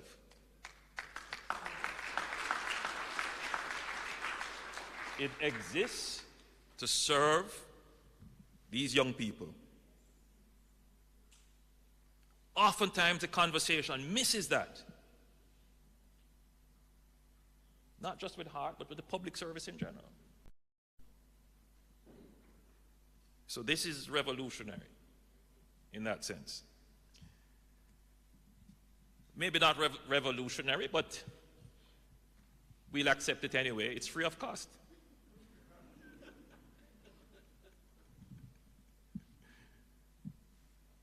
And I'm sure the beneficiaries are very happy for that. It's free to them, but it's not free to the taxpayers of the country, and it's not free to AMBA. Every year, taxpayers of the country contribute a special tax to Heart, specifically for training. There is a emerging debate about whether or not dedicated taxes actually work. And I'm going to be treading on some controversial waters. But you would have noticed as of late that I have been saying many controversial things and challenging conventional thoughts.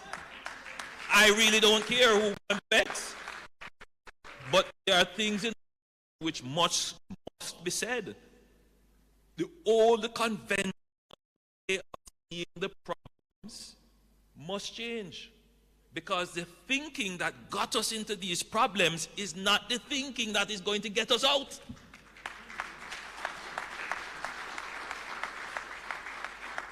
My job now is to get people to change their thinking so that we can come out of the problems. But there is a set of persons in this country who hold on to some thinking. Just hold on to it, and they cannot see that the country is changing before their very eyes. I was going to say something, but enough. Enough. So this program is a proof of concept. There's one other revolutionary thing about it. It happened quickly.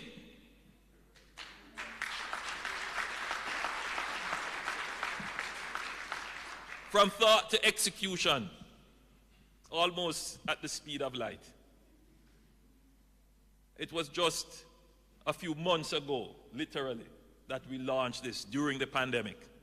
And I'm here today to see the first products.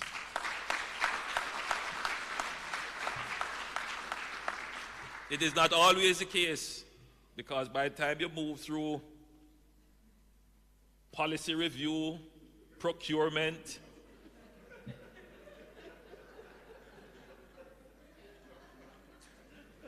then you get sent back.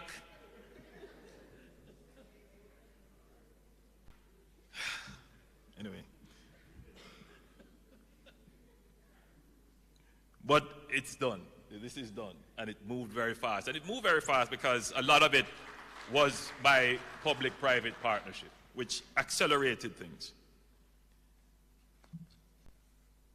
You know, if you reflect on our success as a track and field nation, you would see that, you know, we run very fast, and we praise that.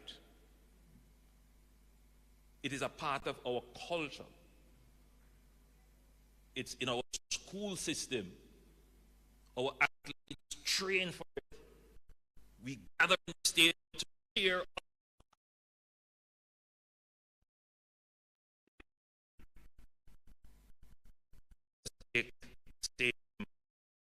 energy and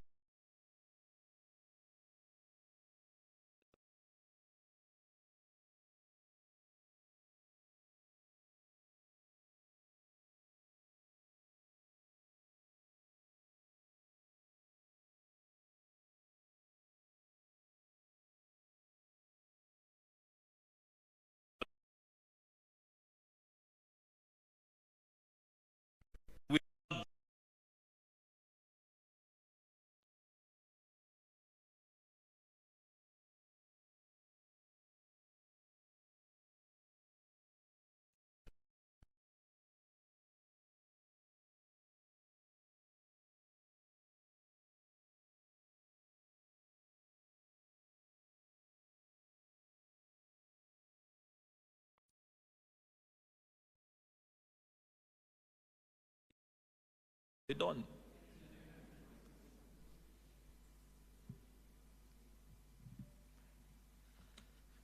So, I want to also congratulate the graduating class. It was a robust and intense training. Some of you didn't make it, because there is a part of training which is not always acknowledged. Yes, you have to have knowledge. So you need to have a kind of broad-based foundational skills from education. So there is a knowledge base that you need to have in order to build training and skills on top of that. Then you need now to actually participate in the skill. You need to take that knowledge and actually do. Right? And out of that you develop competence. But there is an important part of the training matrix which is called attitude. Not everyone that has the basic knowledge and participate in training will make it, and the primary reason is usually the attitude. Some people didn't like the small bunk, some people could manage the food, some people couldn't take the hours, and some people discovered that this was just not my area. I'll go on to something else. But you stuck it through. So it's quite clear that the training matrix worked. You had the knowledge, the skills, and the right attitude.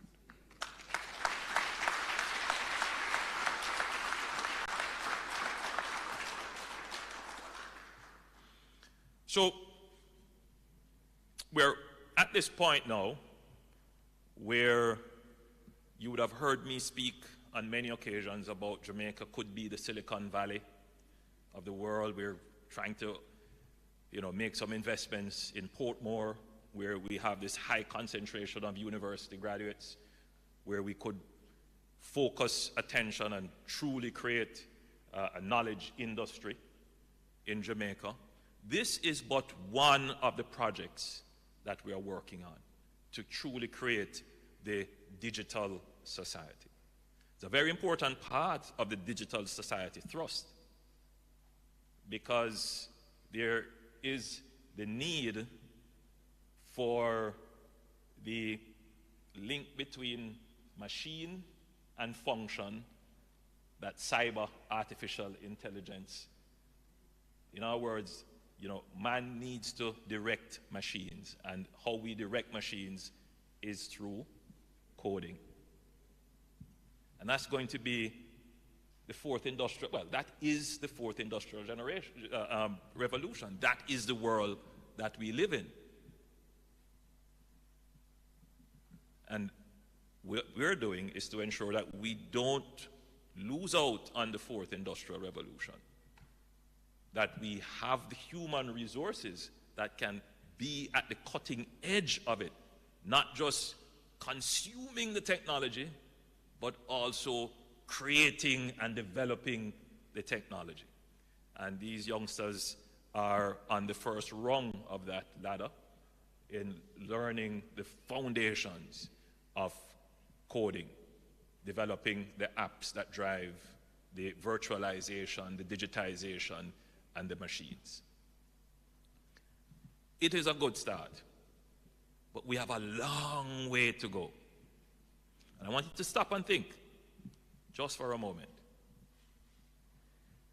These youngsters represent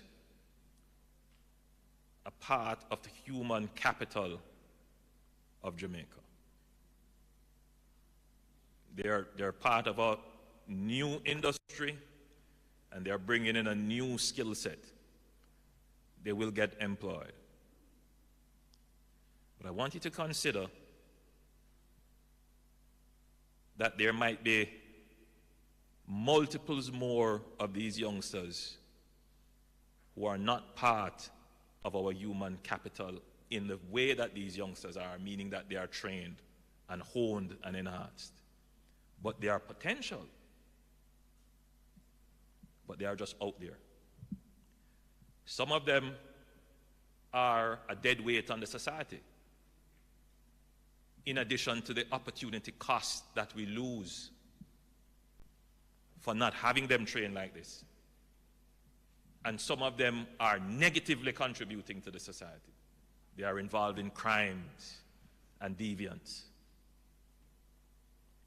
The challenge for Heart and the education system generally, but for Heart specifically,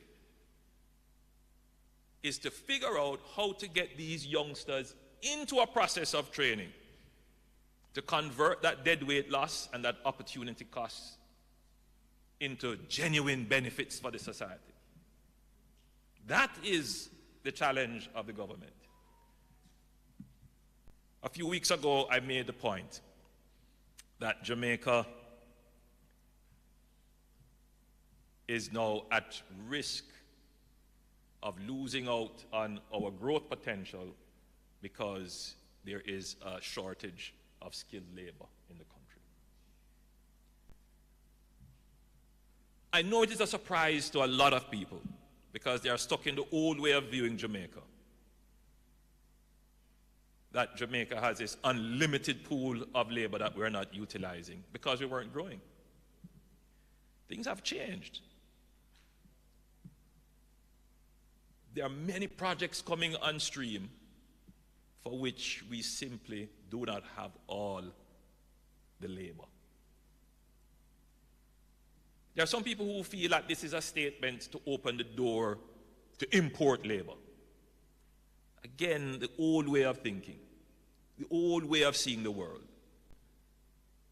Firstly, this is an opportunity for the society to turn around and look at those youngsters who are wasting away, not going to school, and to say, hey, look, work is there for you.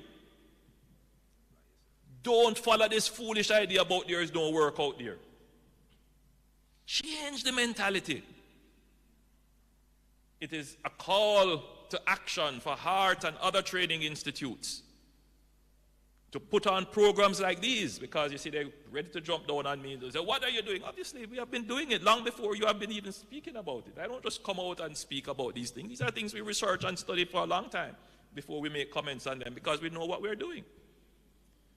But I have to engage the social conversation to change the mindset of people and to alert the society as to what is happening. So Heart is quietly going through some very serious changes. We have changed the board entirely, almost, well, not entirely, but we have augmented the board.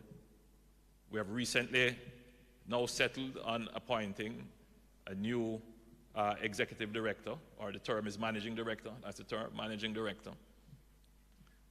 The chairman of Heart, who brought me back to my days in sitting in his lecture of international business.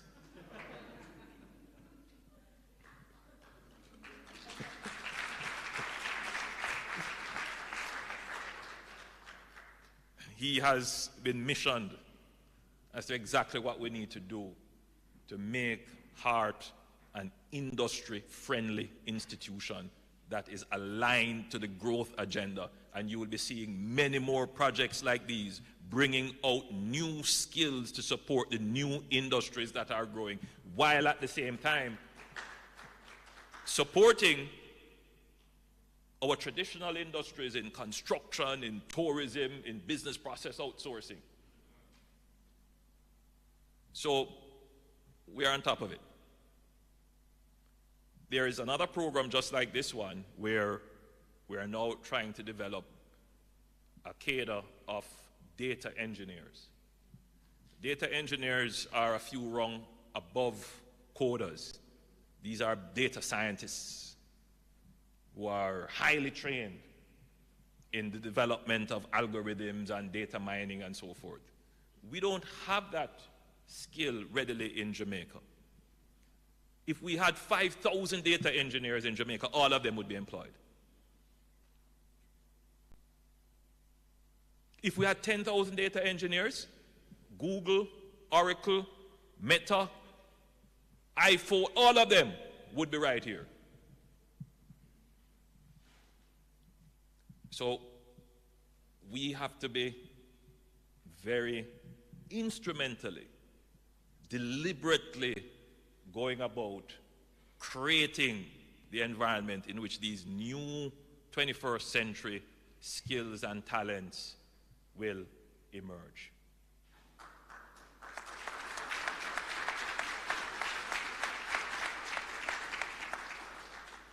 So that pool of labor that we have that is not in the labor force, they are out there, they are unattached. Some of them are in gangs, some of them at home doing nothing. The call is, we want you. Don't follow this nonsense argument that there's nothing out there for you and the world is against you and nobody don't care about it because of your address. If you went through this batch right here, you would see addresses that people would traditionally reject. But all of these graduates are employed because our labor market and our economy is changing.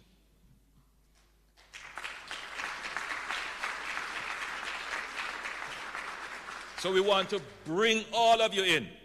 All of you who say you're a chopper. And for those who don't know the slang, they are into scamming, or the more preferred term, advanced fee fraud.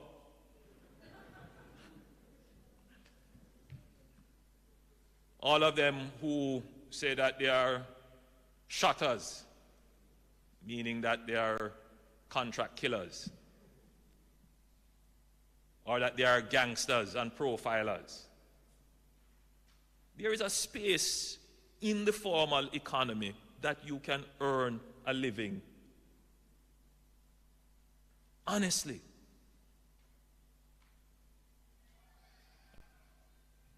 So Heart has its job cut out for it, and the direction is clear.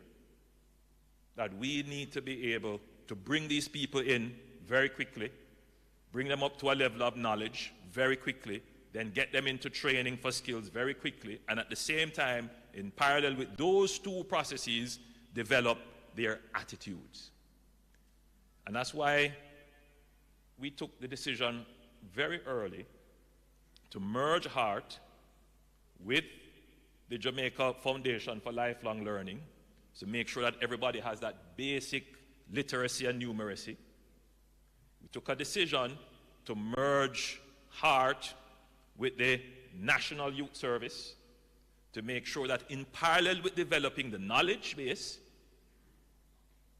there is the development of the right attitude towards learning and towards work.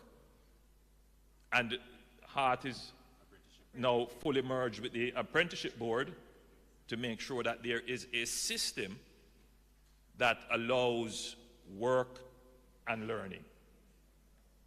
So that those were taken long before, those decisions, and that is why it is now the Heart Trust NSTA, National Service and Training Agency. So now, where Heart is now, having made the organizational, administrative, and operational changes, it is now at the point where it needs to execute these programs, to very quickly ramp up its training to meet the needs of industry, so that we don't hit up on a brick wall when I have 8 hotel projects that are coming in within the next 12 months. I must have tilers for all of them.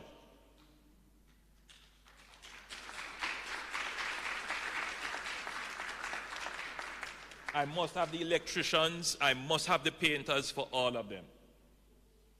So Heart needs to shed its conventional and traditional ways of doing things and needs to reach out to the industry players and say to the industry players, tell me exactly what you need, and I will now go and craft the program with your full participation to reduce the cost of labor and training to industry. All of that is in train, and I'm expecting that it will be done in Usain Bolt speed.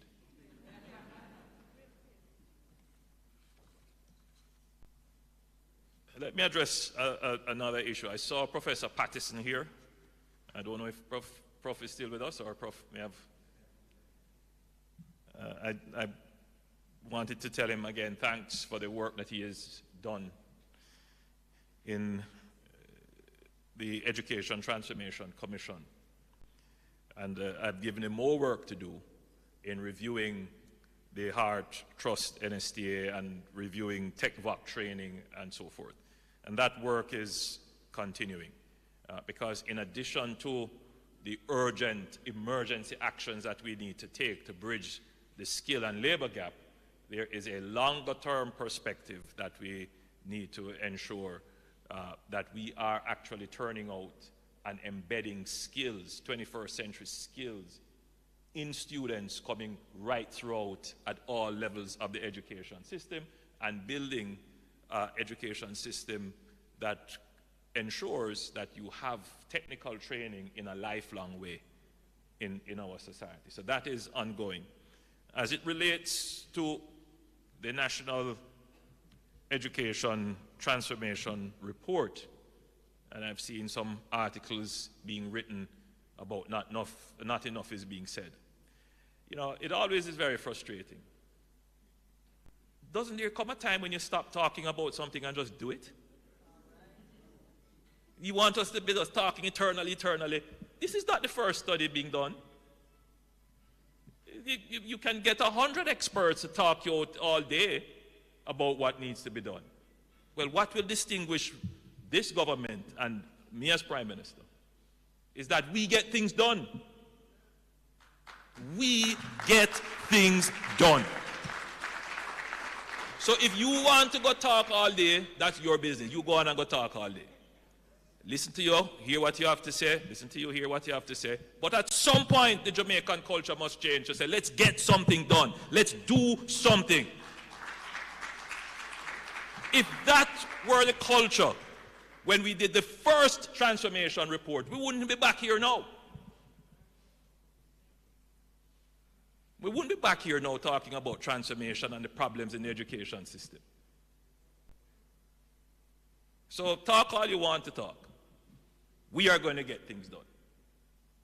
And this is proof of the concept that we can get things done. We can get them done quickly, we can get them done efficiently, and we can get them done meaningfully. Because the most important thing here is not what I am saying, it's not what Prof has said, not what you think in the audience, is what they feel. And when I look at their faces and I feel their handshake and receiving their awards, they feel accomplished. They have achieved something. Their life is now more meaningful than it was before they started. And if we can replicate this right throughout the society, we will change our society. And that is what I'm about. And that is what this government is about. It is a difficult time. Many challenges around the world. But Jamaica has stood up and we have fared well. And we continue to do, even in the difficult times, we continue to achieve. Do not be dismayed. Do not despair. Just look at the achievement and the smiles on the graduates' faces.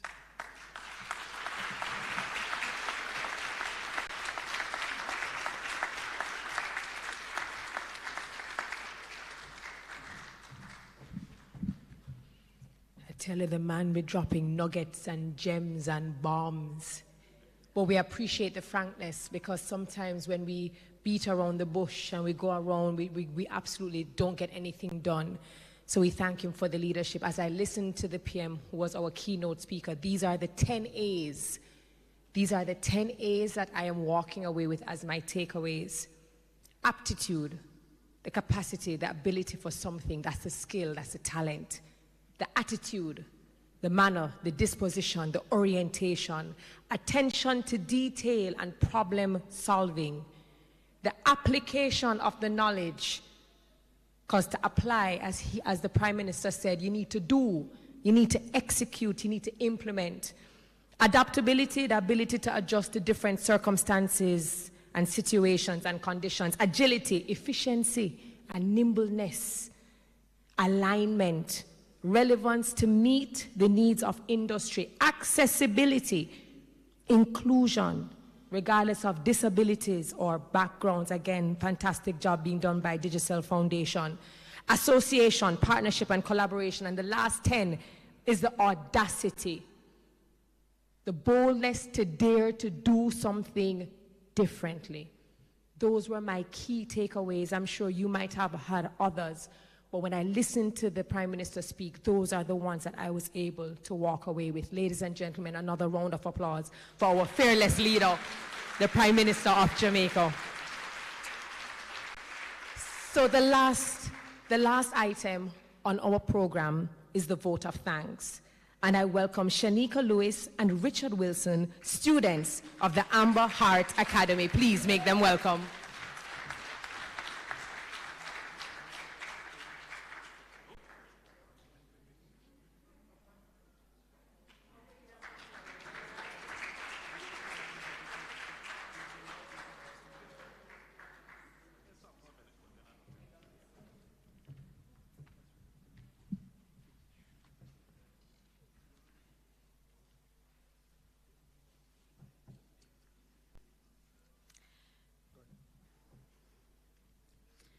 The Most Honorable Andrew Holness, Prime Minister of Jamaica, the Honorable Favour Williams, Minister of Education and Youth, Mr. Hugh Graham, Shadow Minister, Commerce, Science and Technology, the Honorable Masukai Rongsong and Mrs. Rongsong, Ambassador High Commission of India, Mr. Dushan Savadea and Mrs. Katrina Savadea, founder and CEO of the Amber Group, Professor Alvin Wint and Mrs. Novelet Denton Prince, Chairman, Heart NSTA Trust and Managing Director of Heart NSTA Trust, Mrs. Jean Laurie Chin, Chairman, Digicel Foundation, Mr. Jabor Kayamov, CEO of the Digicel Group, Mrs. Thalia Lin, Chairman, NCB Foundation, Mrs. Nadine Matthews Blair, Chief Digital and Marketing Officer of NCB, Akeem Henry, our valedictorian, other stakeholders, parents, graduates, friends of the media, and those of us joining online, good evening. On behalf of the Amber Group and Heart NSTA Trust, today we will be proposing the vote of thanks to the individuals who made this groundbreaking event possible. This graduation is the first of its kind, and today it is our privilege to stand here to acknowledge the contribution of each individual. First, we would like to express gratitude to our Prime Minister, the Most Honorable Andrew Holness. We want to thank you for supporting this initiative, which has put Jamaica one step forward to becoming a technology and innovation hub. Our words may never be capable of expressing our sincere gratitude to the keynote speaker, our Prime Minister. He gave us a charge to never forget the importance of having a skill versus having only education that may be confined to a piece of paper. At the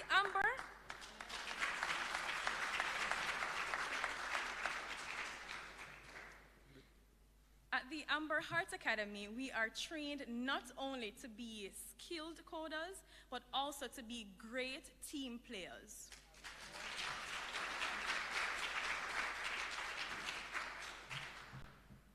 With the right attitude. With that said, I encourage youths across Jamaica to take the initiative to apply and learn a skill that could possibly change your life.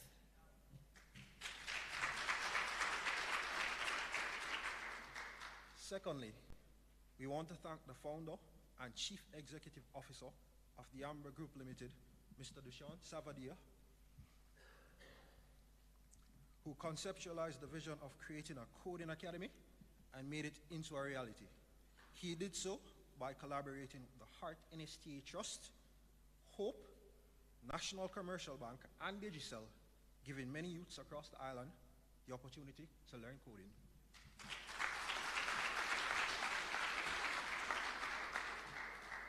Special thanks to the prestigious Heart NSTA Trust, to the Board of Directors, Managing Director, Deputy Managing Director, and Strategic Partnership, Research and Innovation Department. We want to say a big thank you.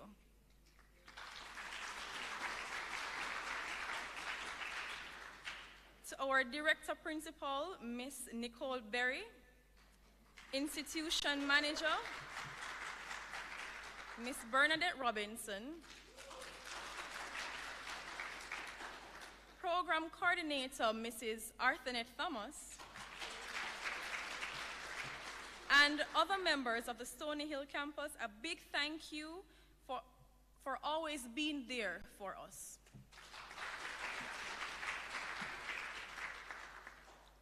We would also like to express our sincere gratitude to Ruchita Tripathi, Technical Coordinator of the Amber Heart Academy, to our teachers,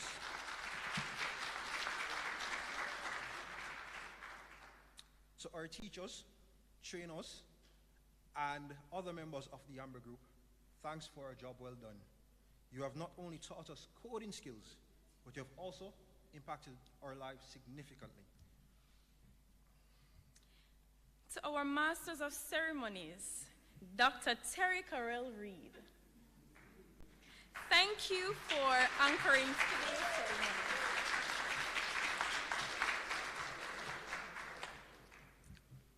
We thank our planning team, Dynamic Event Services, and all good hearts who've worked assiduously to ensure that this event becomes a memorable success. Last but not the least, I want to give a warm thank you to all the distinguished invitees who have taken the time out to join us in celebrating our success.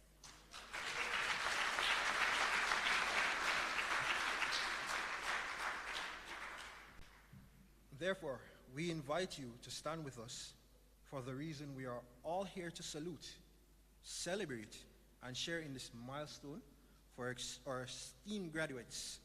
Please join in applauding us graduates for a job well done in being resilient, overcoming obstacles to be here today, celebrating our success.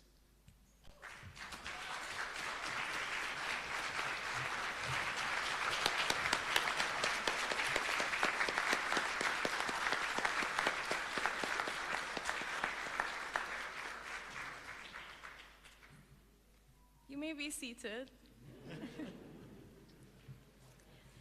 And our wish is for us graduates to pursue our future goals and our aspirations.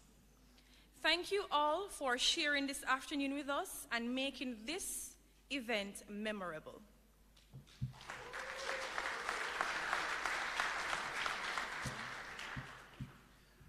Thank you.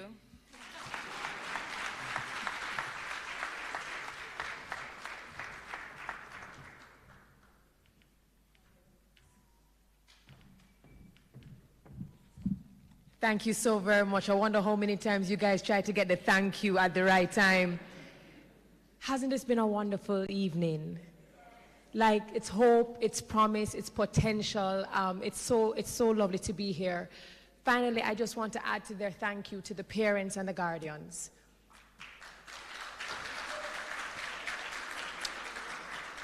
Wherever you find youths that may not have resources and may not have funding and may not have money, a lot of the times you have parents and guardians who are pushing them, who are making sacrifices and trying to do their utmost so that they can do better. And so to the parents and the guardians, you know the struggles, you know the challenges, but you are still here, and your presence and your involvement, it's absolutely important for them.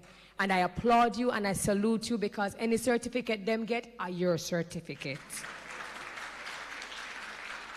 That brings us to the end of this graduation ceremony, Amber Heart Academy, but we also just want to say it is the beginning of the Amber Heart Institute of Coding. Ladies and gentlemen, travel home safely.